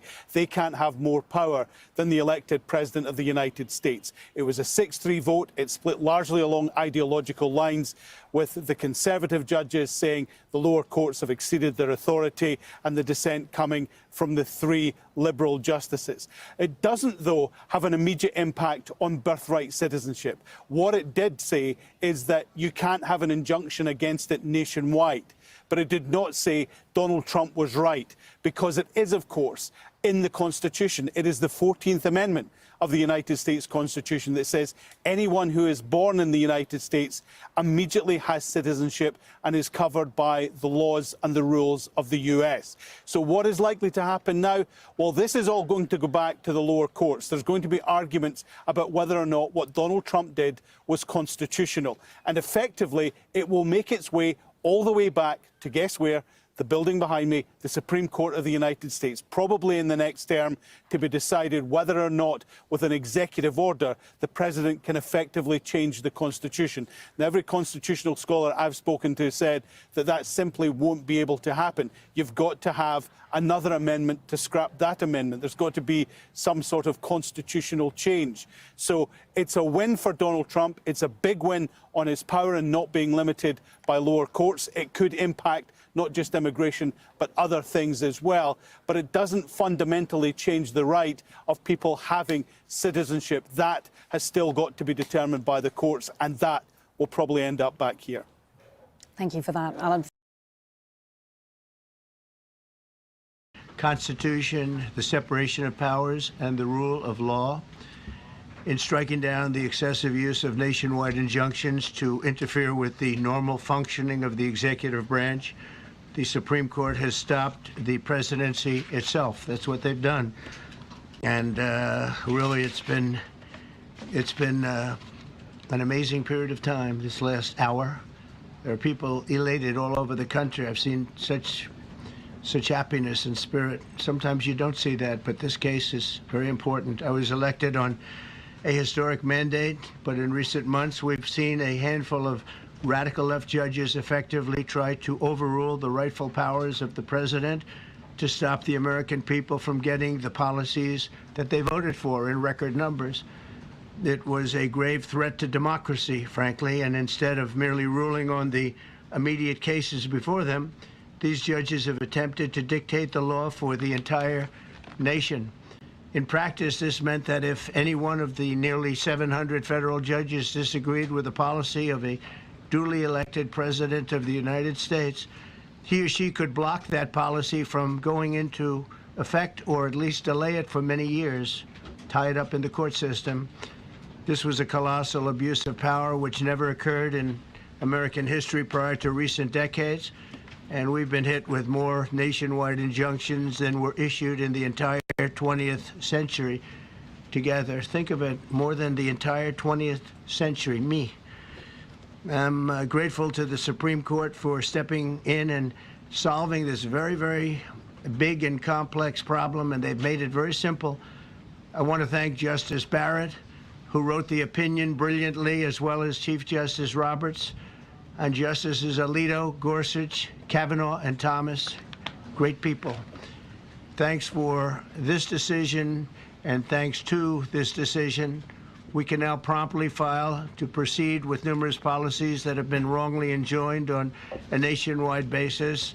And some of the cases we're talking about would be ending birthright citizenship, which now comes to the fore. That was meant for the babies of slaves. It wasn't meant for people trying to scam the system and come into the country on a vacation. This was, in fact, it was the same date, the exact same date, the end of the Civil War. It was meant for the babies of slaves, and it's so clean and so obvious. But this lets us go there and finally win that case, because hundreds of thousands of people are pouring into our country under birthright citizenship, and it wasn't meant for that reason. It was meant for the babies of slaves.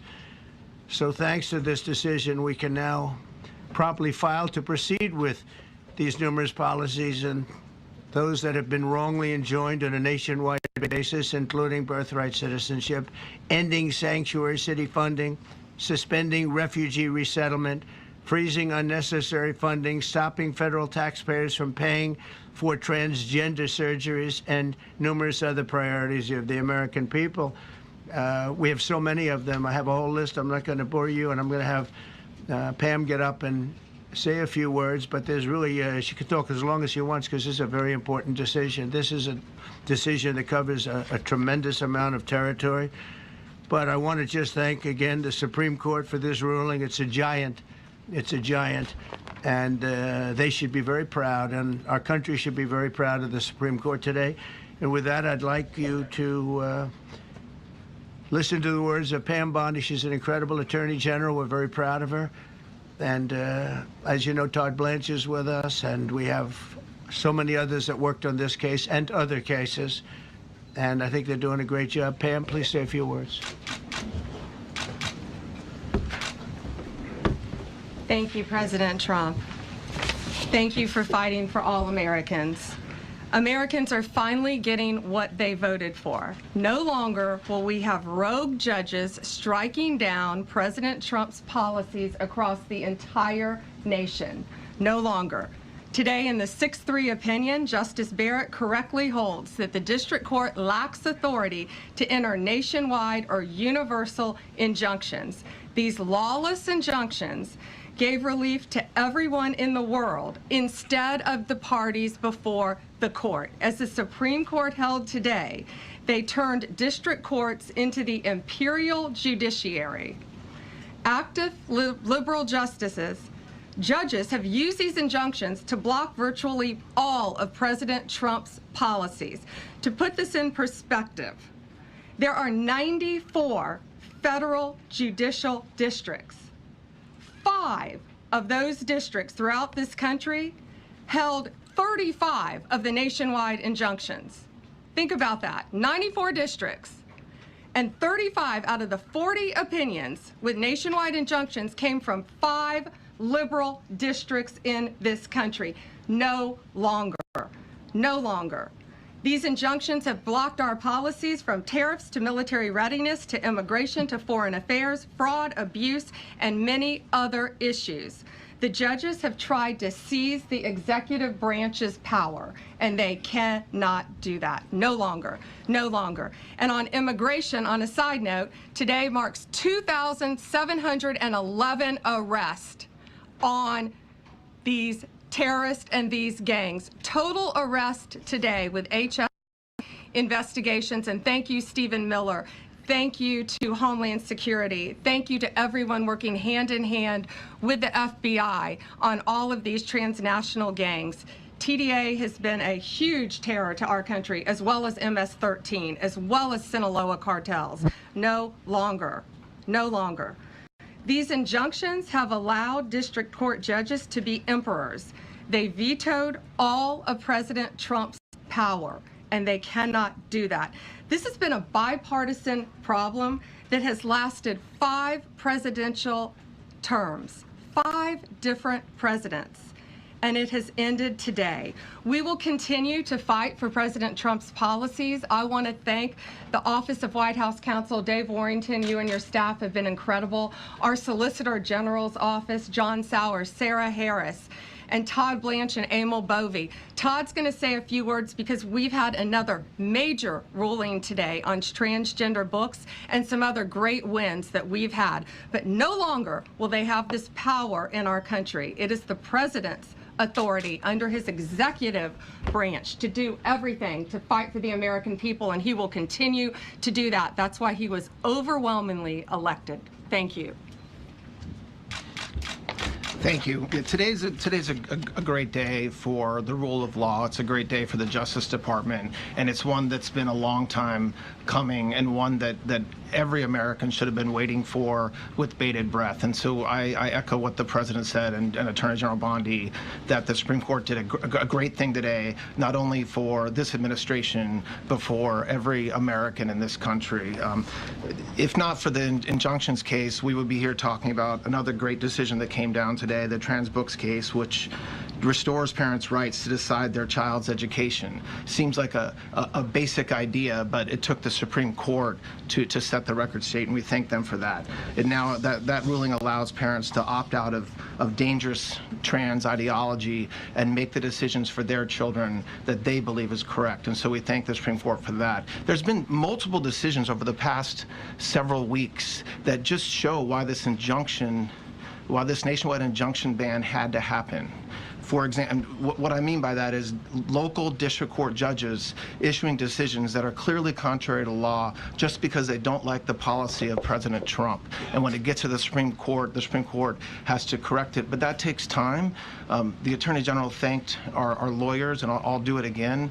Our lawyers are working 24 hours a day, 7 days a week to fight these injunctions and to emergency appeals, emergency stays, going back to the district court judge, asking them to change their view. And so their hard work is really paying off today, but over the past few weeks. We had a stay of an order that prevented DHS from moving aliens to a third country.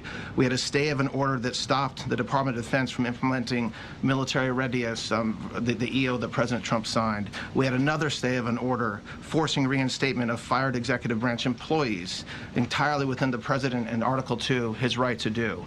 We had a stay of, as you all know, of numerous DOJ cases. And again, every one of those stays requires a tremendous amount of work and effort by the lawyers and parties involved, and they should be doing other work. They should be doing the work that the President and this administration demands and has a right to demand, and not fighting these local judges who don't make decisions based on the law. They make decisions because they just simply don't agree with the administration's decision about a policy, and that's wrong. Thank you. Any questions? Yes, for Pam, please. Go ahead. Sure. Thank you, Madam Attorney General. So, as you know, the Supreme Court did not rule on the underlying constitutionality of the President's birthright citizenship order. So, What is the plan now? Are you going to try to implement the EO just in states where there isn't a legal challenge? Yes, so birthright citizenship will be decided in October in the next session by the Supreme Court, unless it comes down in the next few minutes. I guess it could come down. I think they're still deliberating right now on some cases. As you heard, we just got transgender books, which is a huge win.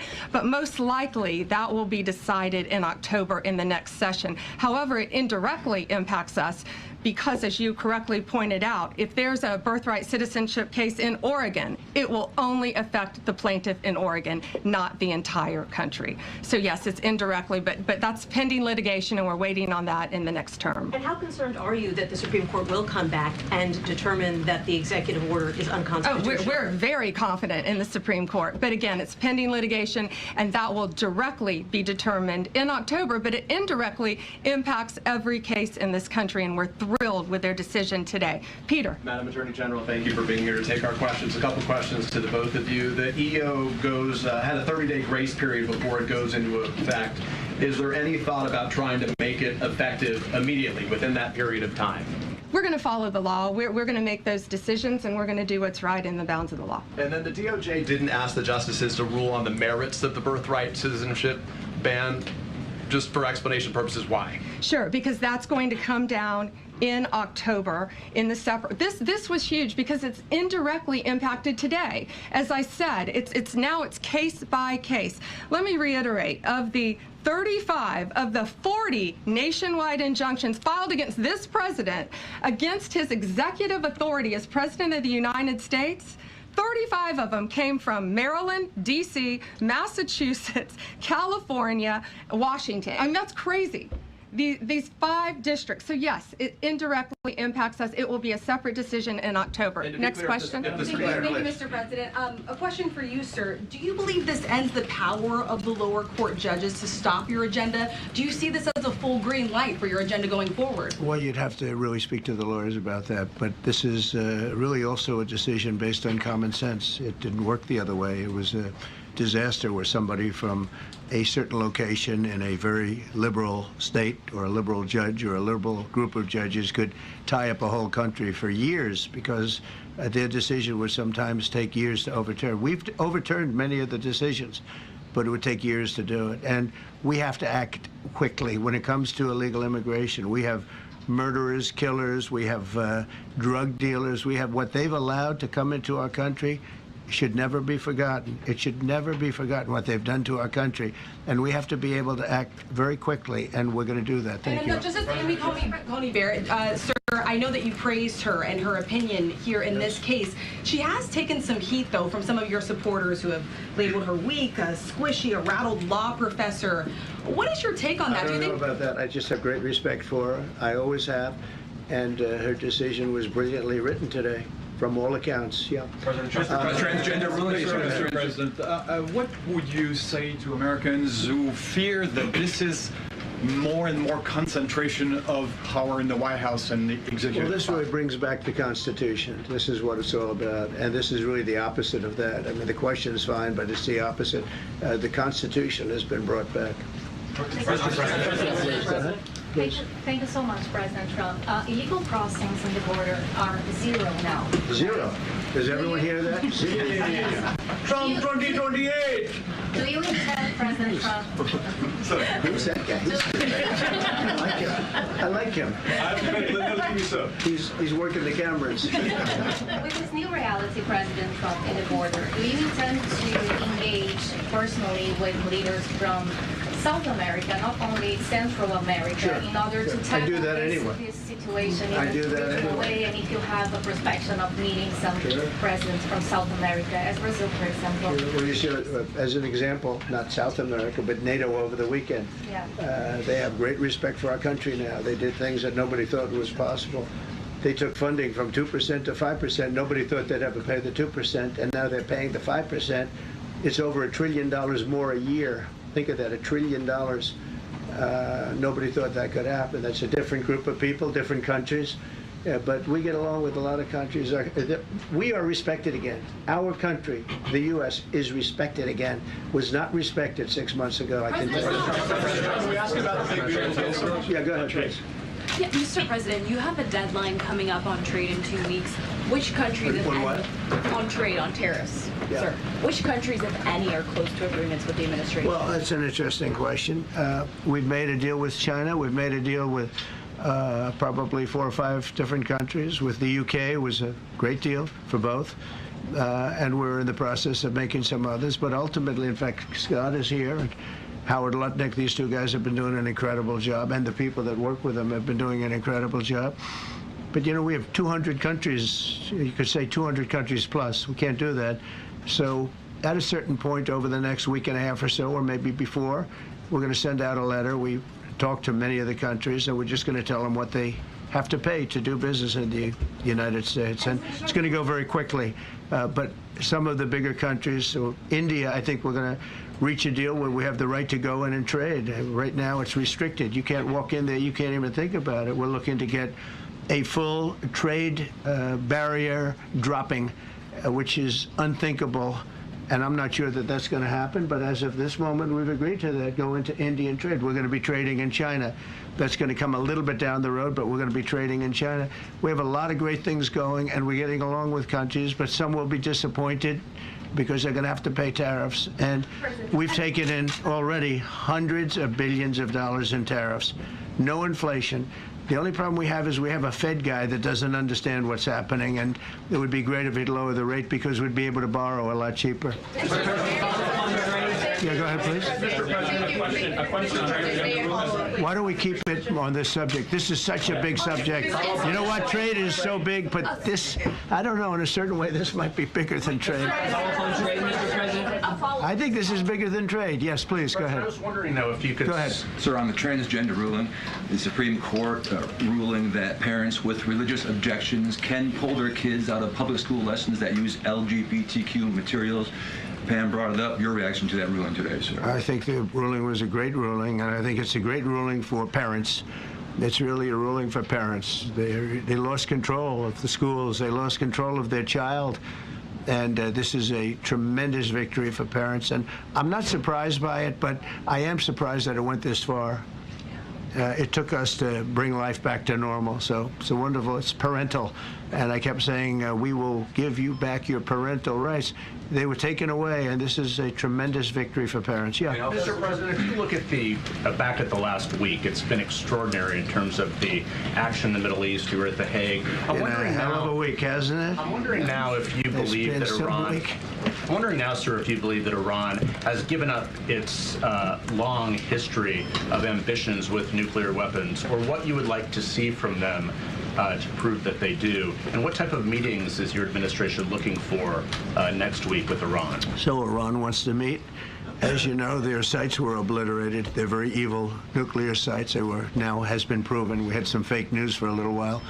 The same people that covered the Hunter Biden laptop was from Russia. The same people that did 3 or 4 other Russia hoax. But on their ambition. No, wait, just listen. They came up with something that delayed the credit that our great pilots and these great what talent that was, and they hit it right down in the spot.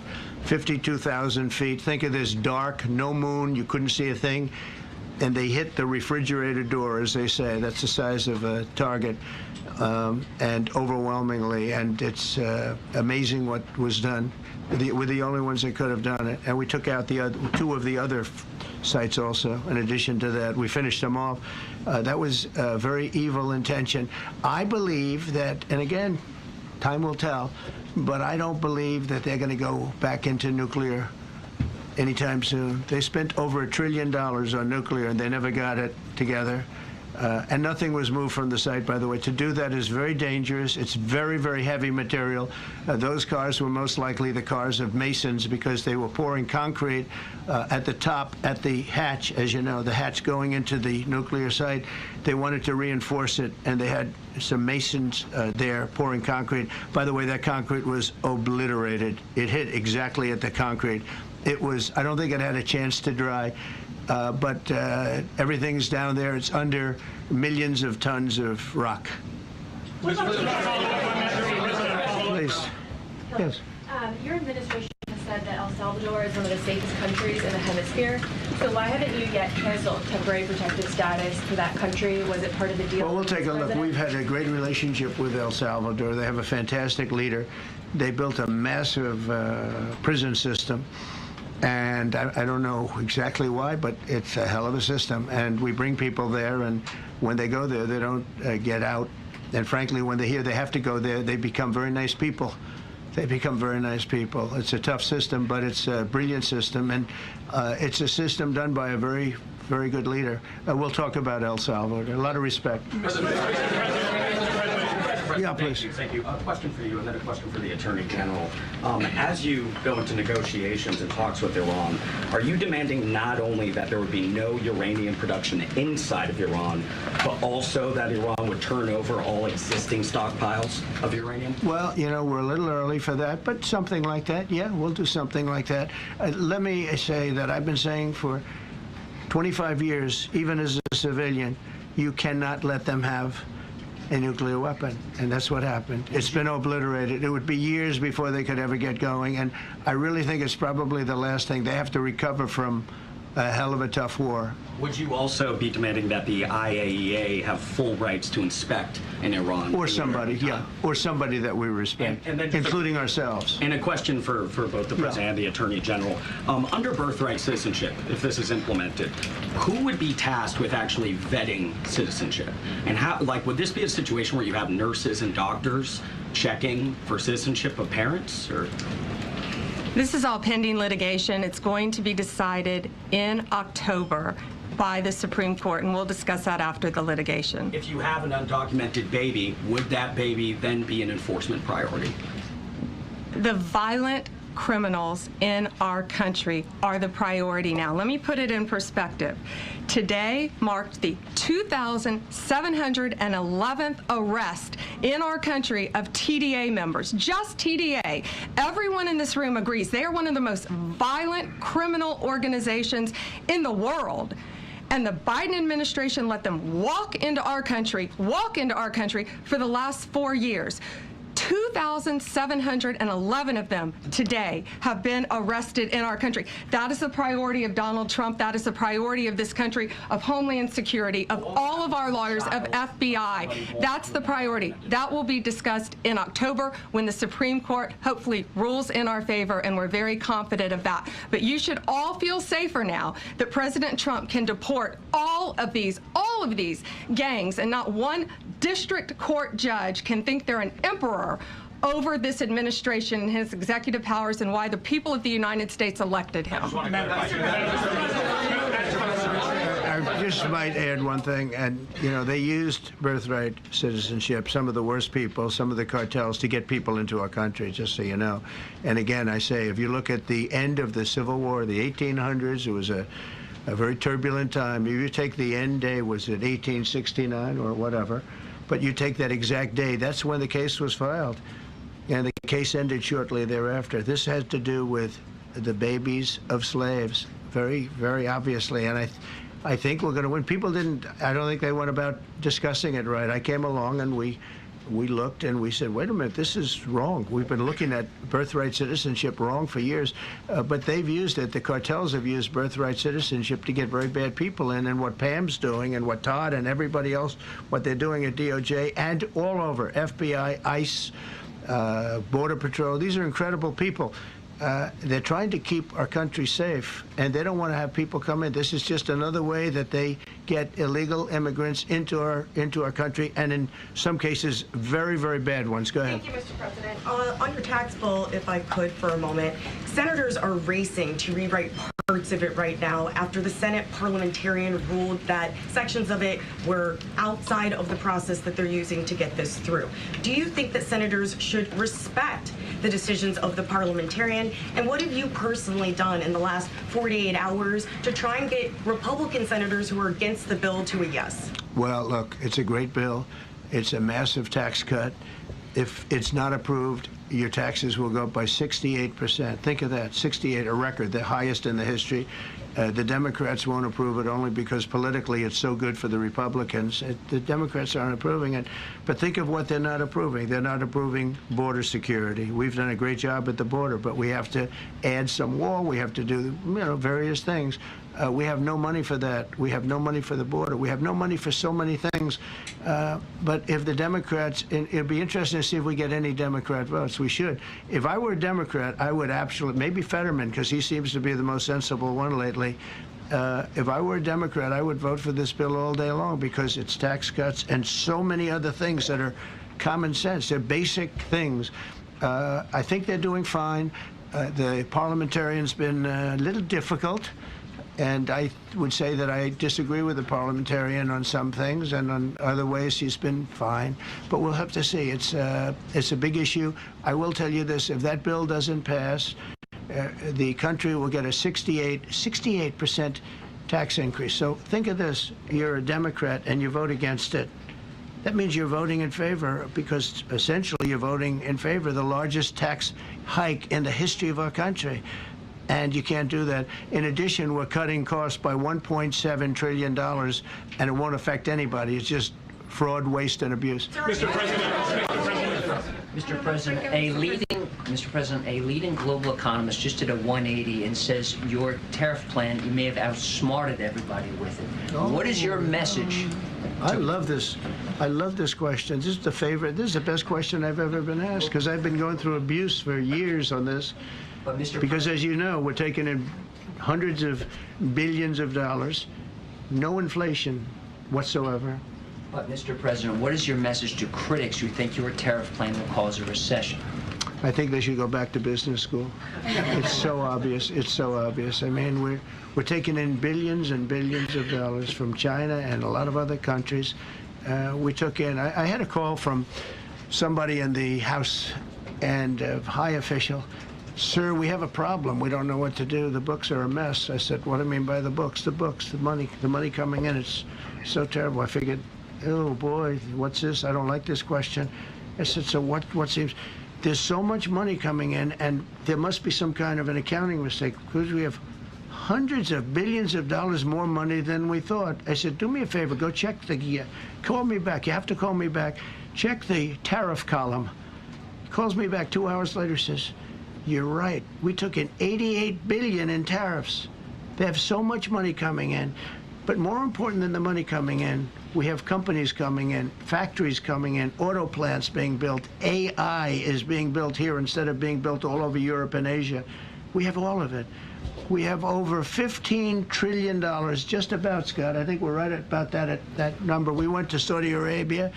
We went to Qatar, we went to UAE, very smart people, very smart leaders, great leaders, and we took in $5.1 trillion just there without the tariffs. I mean, they also liked a thing called November 5th, November 6th, and November 7th. That was a very good little period of time. It's called the presidential election. You know, you used to have makes it up as he goes along. But even if you just took that, shout out to him. It was pretty obvious it was going to be a landslide. And they like that, but they love the tariffs. I had Texas Instruments come in the other day, big company, and he said, we're putting in $60 billion into new plants and new equipment, new everything. Sir, you're going to keep the tariffs, aren't you? Because if I ever took the tariffs off, and we are going to absolutely keep it. And they're worried that somebody that, like this communist from New York, someday gets elected. I can't believe that's happening. That's a terrible thing for our country, by the way. He's a communist. We're going to go to a communistic state. That's so bad for New York. But the rest of the country is revolting against it. But if somebody got elected, they're afraid that if this was taken off, well, we're going to guarantee it's never going to be taken off. And again, we're taking in think of this, hundreds of billions of dollars. And they were all confused because they've never seen this before. You know, it's always the other way. We don't have enough money. So much money is coming in at levels that nobody's ever seen. But most importantly, we have factories being built, car plants being built, companies moving to our country Trump like never says before. the U.S. If you is look at 15 trillion, and that's only in a few months. You know, I haven't been here that long. Presidents like the last one was a disaster. He's the worst president in the history of our country, by the way. What he did on our border can never, ever be forgotten. To me, that's the worst of all the things. And he's done some terrible things, grossly incompetent. Nobody knew it was him, because I don't think it was him. I think it was whoever was controlling the auto pen. But our country is doing great. And those leaders and other leaders I just left, as you know, a large group of the most highly respected people. And that includes big countries. When you look at Germany and France and Spain, although Spain didn't come through, but they will. By the way, guaranteed they will. That was the only country that sort of tried to hold back on putting up the money. But just so you know, they said, it's unbelievable what's happened to the USA. You were a dead country. We didn't respect the country, the leader. You were dead as a doornail. One said to me, you went from being a dead country, you are right now the hottest country anywhere in the world. The whole world is talking about the USA, and everybody wants a part of it, and they're pouring into our country, and you're going to see those numbers. Thank you for that question.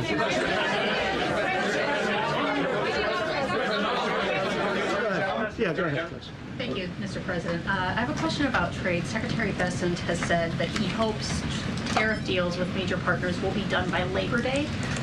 So if some deals are not done by your July 9th deadline, will some countries' tariffs go back up, or will they stay where they are now? Well, there are some countries that are used to ripping us off, to be honest with you. And I don't want to name them, but you sort of can name them. And they're so used to just, taking it billions and billions of, look, we had a trade deficit of more than $1 trillion. Think of $1 trillion, a trade deficit. That's because nobody cared. We cared a lot when, I took in hundreds of billions of dollars in tariff. We had the greatest economy in history up until now. I think we're going to blow it away. But during my time, and especially prior to COVID, we had the greatest economy in the history of our country. I think we're going to blow it away now based on the kind of numbers that we're seeing. But some countries are very angry because they've been ripping us off for years. They've been making billions and billions of dollars. There was nobody to negotiate with. They can do whatever they want. They charge us tariffs, by the way. Hey, Mona, how you doing? Numbers that we've never seen before. And we ended up losing much more than $1 trillion a year. $1 trillion a year on trade. I think the economy is just now starting to rev up. Now they're being met with a force that's far greater than them, and they don't like it. So they're upset because instead of making, $5 billion, they're going to break even. Or they'll make a little bit. I want to be nice. They'll make a little bit. Or we'll make a little bit. It's a big difference. Yeah, please go. But red dress. On the 2020 election, is there any more information on the special prosecutor? So many Americans still have questions about the 2020 election. And speaking of rogue judges, would you consider appointing somebody at DOJ maybe to investigate the judges that allowed for the political persecution of you, your family, and your supporters during the Biden administration? I love you. Who are you? I'm Cara from Lindell TV. Well, that's just a very nice question. And it's not a setup. I have no idea who you are, but I appreciate that question. All I can say is we're not here for that. I hope so. I hope they're doing a thing because that election was rigged and stolen, and we can't allow that to happen. A lot of people tell me, sir, you just won the greatest election in the history of our country. You won it numbers. Yeah, I've noticed won that. All 7 swing states, won the popular vote, won everything. Statistics, sir, change. go on with your life. And many people that say that, good people, friends of mine, then you have people that say that same thing, go on with your life, but you have to find out what happened because especially when it comes to the economy. Let that happen again. Look at what this lunatic did. Look at what he did. He opened our borders to people that were murderers, 11,888 to be exact, murderers, and we've captured many of those murderers, and we're bringing them back, or some of them are so dangerous that we don't even want to bring them back. We're afraid they're going to try and come back in.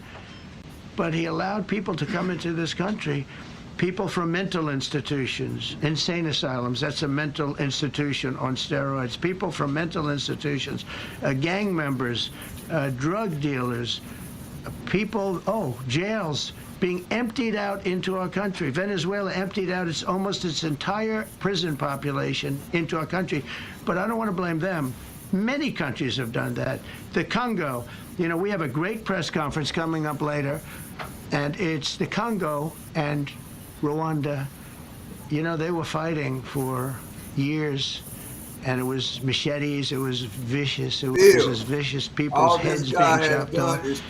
And I have a man who's very good in that part of the world, very smart, and put them together, and we're signing a peace treaty today. First time in many years they're going to have peace. Yeah, he loves loyalty. And That's a big deal. You know, we talk about Russia, and we're working that one.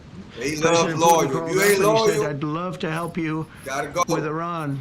I said, do me a favor. I'll handle Iran. Help me with Russia. We got to get that one settled. And I think something's going to happen there.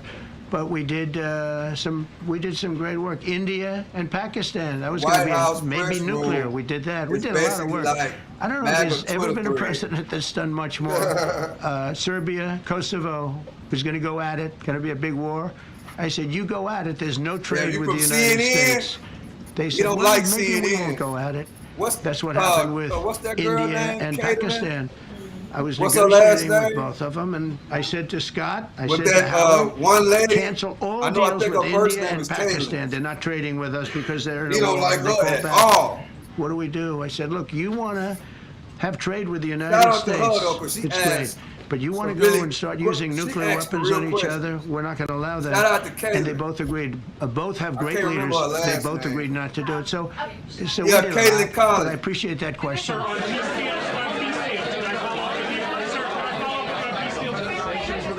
Thank you so much. Thank you, Mr. President. Thank you, Mr. President.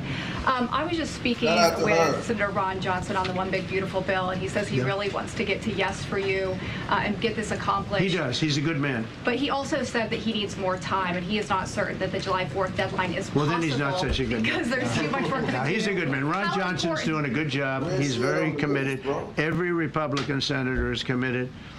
And, you know, you could have a couple of grandstanders, in all fairness. You could have somebody else. And it's very dangerous because our country would go from being the most successful country in the world to who knows what happens with a 68%, think of it, 68% tax increase. That's her name. That was given by the Democrats because they like high taxes. I don't know what happened. You know, all my life, I'd grow up and I'd watch politicians talking. I'd say, oh, that's I'm fun. not talking And they about were on always different saying, days. we will cut your taxes. We will cut city. your taxes. I never heard it. They say, we will raise your taxes. And they elect people like this guy in New York that maybe has a chance. I find it hard to believe, but he maybe has a chance. They want to raise your taxes. So they want to see a 68% tax increase. That's more money than anybody can afford. You go into a depression if that ever happens. So I think there's a lot of pressure to get that approved. How important is the July 4th deadline to you? If It's important. It's not the end all. It can go longer, but we'd like to get it done by that time, if possible. And look, we have a lot of very committed people, and they feel very strongly get it done by about 4th of a July. subjects that you're not even thinking about that are important to Republicans. The problem we have is that it's a great bill. It's a popular bill, but we'll get no Democrats only because they don't want to vote for Trump. If that bill was their bill, oh, they would be so happy. It's so great for our military. It's great for everything. And they would normally vote, but because their hatred of Trump, they have Trump derangement syndrome at levels never seen before. And instead of voting for a tax cut, they're voting for a tax increase of 68%. They're voting to destroy Social Security, destroy Medicare, and destroy Medicaid. And we're voting to make them perfect and to make them better, make them stronger and better. They're going to destroy Medicaid, and they're going to destroy Medicare, and Social Security will follow. If you vote for the Democrats, you're dead on those three things. Thank you, Mr. President. On a related subject, many Democrats have said that they are not going to support crypto bills in Congress only because of you and your family's personal crypto ventures. And these votes are in some cases needed to pass. Are you open to the idea of pulling away from your personal crypto ventures just for the next few years if that helps get these crypto bills passed in the next few months? Well, it's a very funny thing, crypto. So I became a fan of crypto, and to me it's an industry. I view it as an industry, and I'm president. And if we didn't have it, China would, or somebody else would, but most likely China. China would love to. And we've dominated that industry. It's a big industry, by the way. In fact, when the stock market went down recently, crypto and Bitcoin and all of that went down much less than anybody else as a group.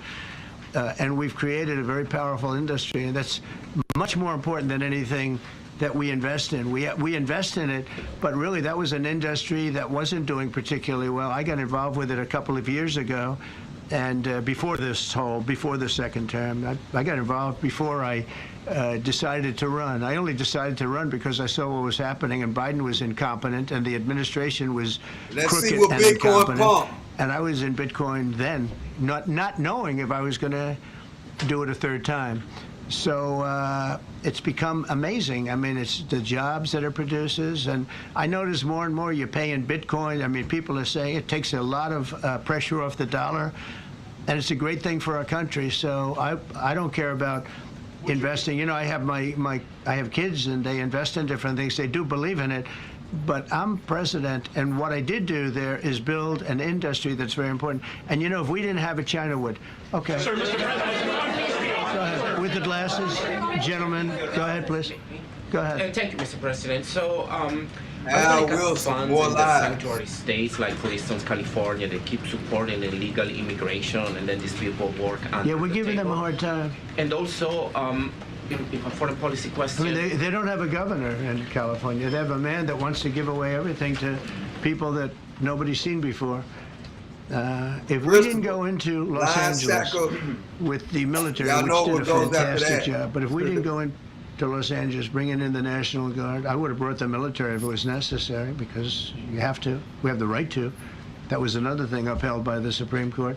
But if we didn't go in with the National Guard and be strong and tough, Bitcoin really didn't move that much. you wouldn't maybe have Los Angeles. It would be like the rest of I thought California, it would move, the rest guys, but it of didn't. Los Angeles. They lost 25,000 houses in a fire. They should have lost none.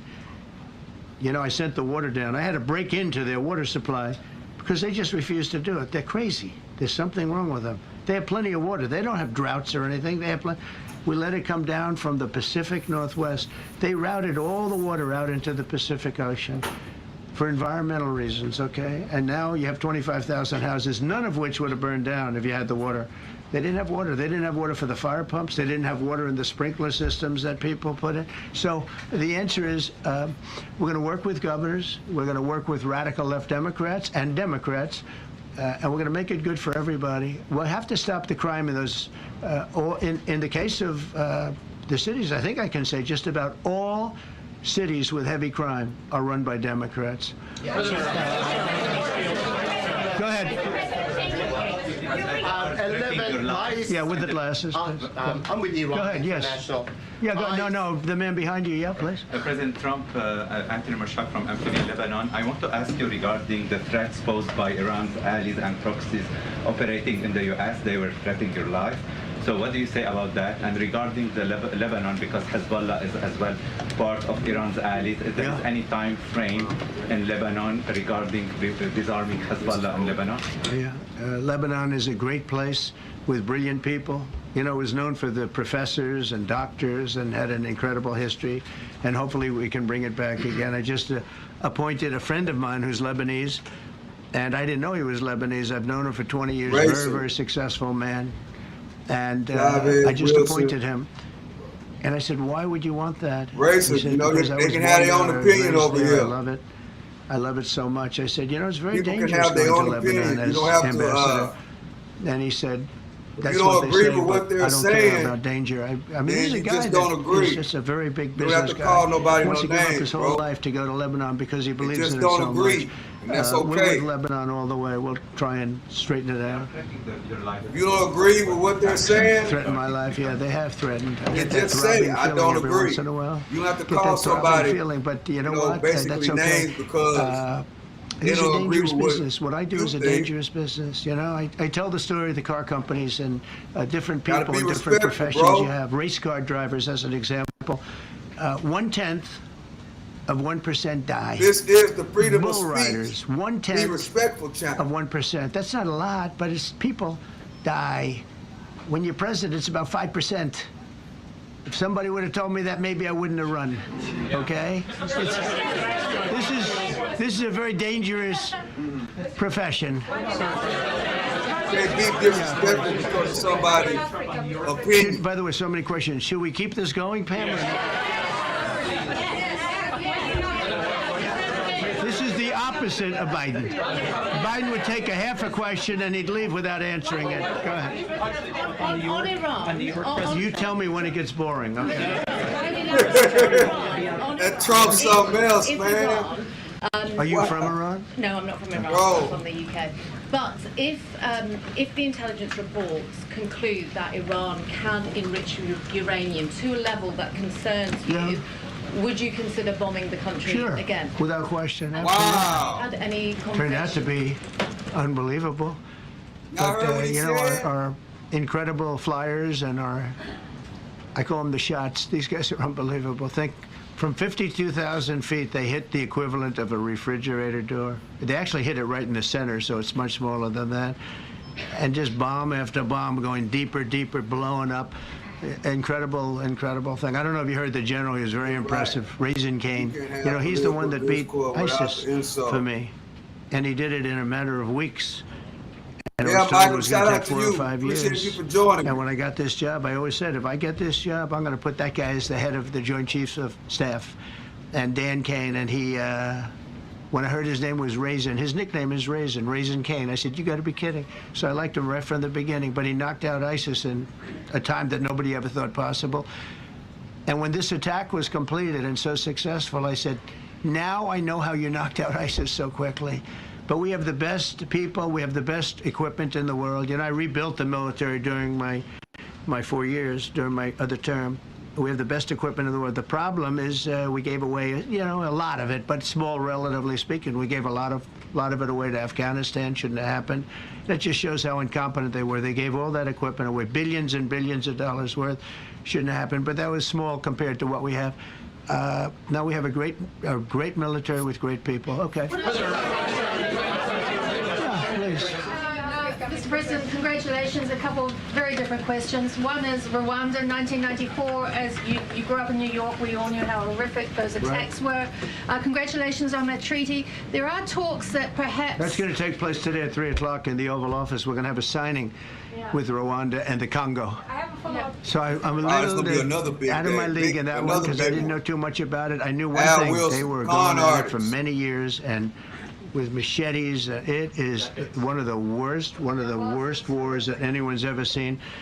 And I just happened to have somebody that was able to get it settled. I mean, just a brilliant person who is very comfortable in that part of the world. It's a very dangerous part of the world. I said, are you uncomfortable there?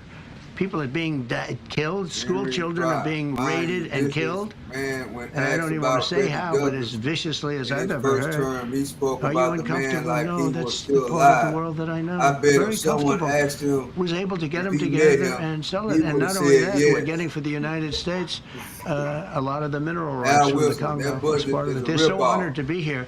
They never thought they'd be coming to. Look, this is a very tough part of the world. They never thought, they were just telling me, they never thought they'd ever be coming to the White House, and they're so honored. And so we're going to give them a great big reception, but that's after many years of fighting. It's a great thing. That's at 3 o'clock, I believe.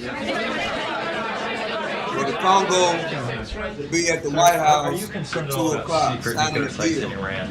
You talked about maybe just Secret nuclear site? yes, that there might be some that's Not known really. later. Can I tell you? They're exhausted. And Israel's Bro. exhausted too. And I dealt with both of them. And they both wanted it settled, both of them. And we did a great job, but they're exhausted.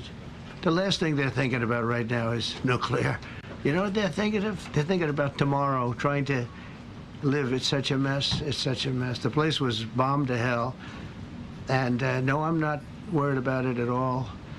And I'm Raise taxes putting out on a the little rich. statement. I'm going to We got respond all. to the Have Ayatollah's got it statement over forever. yesterday that we won the war. Oh, God, we won the war. And I said, look, you're a man of great faith, a man who's highly respected in this country. You have to tell the truth. You got beat to hell. And Israel was beat up, too. They were both beat up. And it was a great time to end it. It was quick. They got the hate out. There was a lot of hate, a lot of hate. It would be great if they didn't have that hate. But the last thing they're thinking about is nuclear weapons right now. Please. Thank you, Mr. President. Iris Tao with NTD Research Media with the Epoch Times. Thank you Good. so much for doing this. It's Good. very refreshing for all of us here, It's a I good believe, group. in this room. It's refreshing. Very refreshing. Yes, we have Probably. this, and for the I past- understand what you mean. let Caleb Clark Thank you so answer much the for coming question. out here. Other than Caroline's done a great job. Yes, sure. You're referring to the past administration, He's trying to not pass her Caroline, up. right? Yes. Back to the ruling today, if you don't mind. So you have always talked You know about she's winning there. for the American people. Right. How do you think Robert today's De ruling Niro a will terrible enable actor. you to further Who deliver does for American that? families and workers across the country? For Not only when real. it comes to immigration, but also when it comes to trade, energy. What actions are you most eager to move forward Well, I with think now? taking power away from these Robert De absolutely Niro must have did crazy something that Trump didn't radical like. left judges is a tremendous. This is He went such a big against day.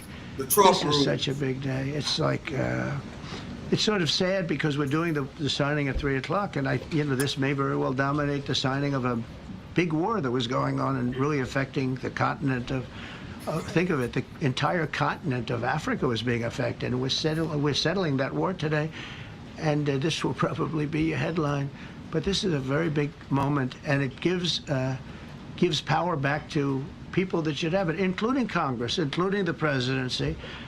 And it only takes bad power away from judges. It really doesn't take power. It takes bad power, sick power, and unfair power. And it's really going to be, this is a very monumental decision. Yeah, please. Yes, Mr. President, thank you very much. On July 9th, is that July 9th date set for tariffs to snap back, or could there be a... We can do whatever we want. We could extend it. We could make it shorter. I'd like to make it shorter. I'd like to just send letters out to everybody. Congratulations, you're paying 25%. He's a much nicer person than I am. Go ahead, do you finish it up? Who are you considering for the Federal Reserve then?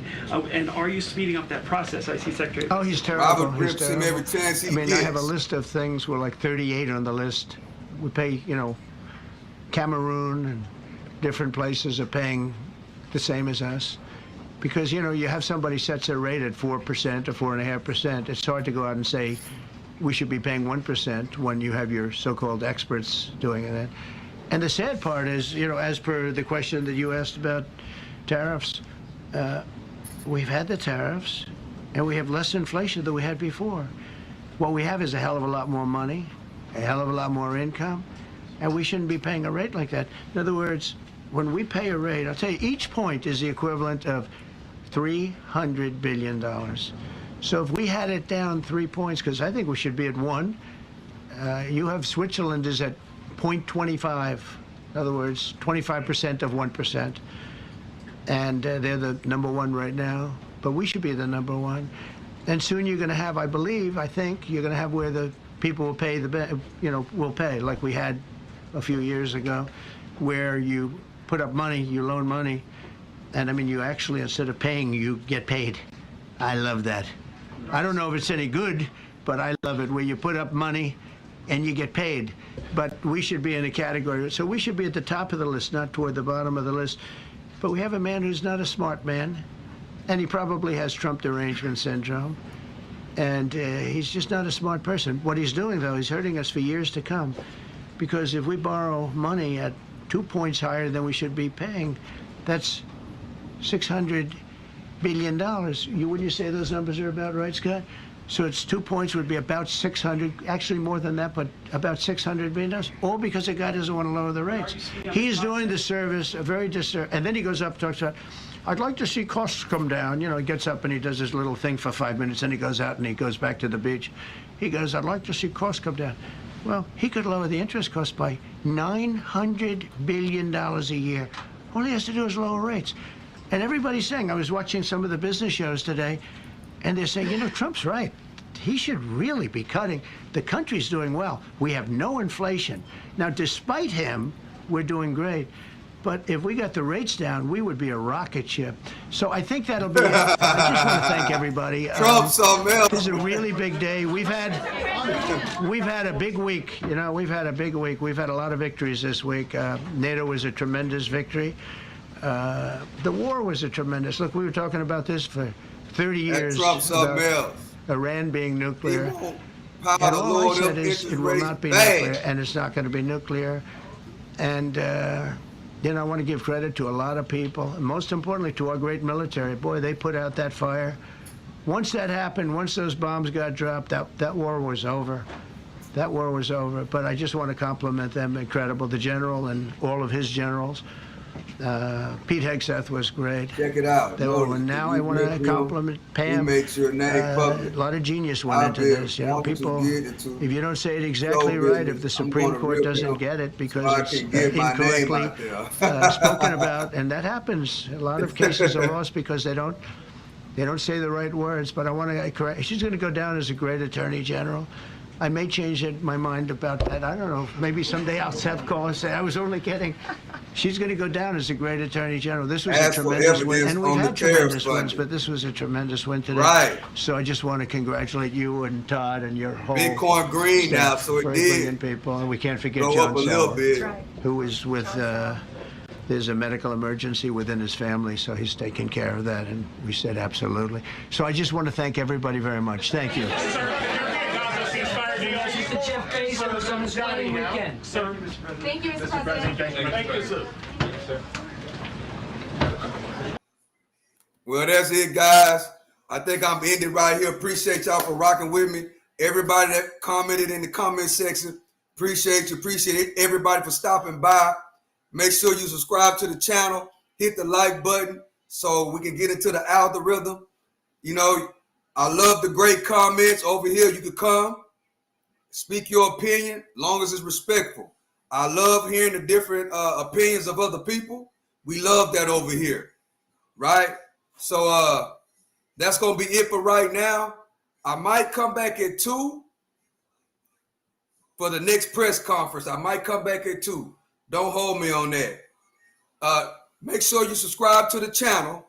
Hit the notification bell so you will be notified whenever we go live. My next live at the office is at 8:30 a.m. in the morning. So I appreciate y'all for rocking with me. I love and I appreciate y'all. Thank y'all for coming by. Earn, spend less, and invest. 704 Wall Street is my block. 704 Wall Street is my block. To the next one, this is the one and only Stock Sniper. I'm out.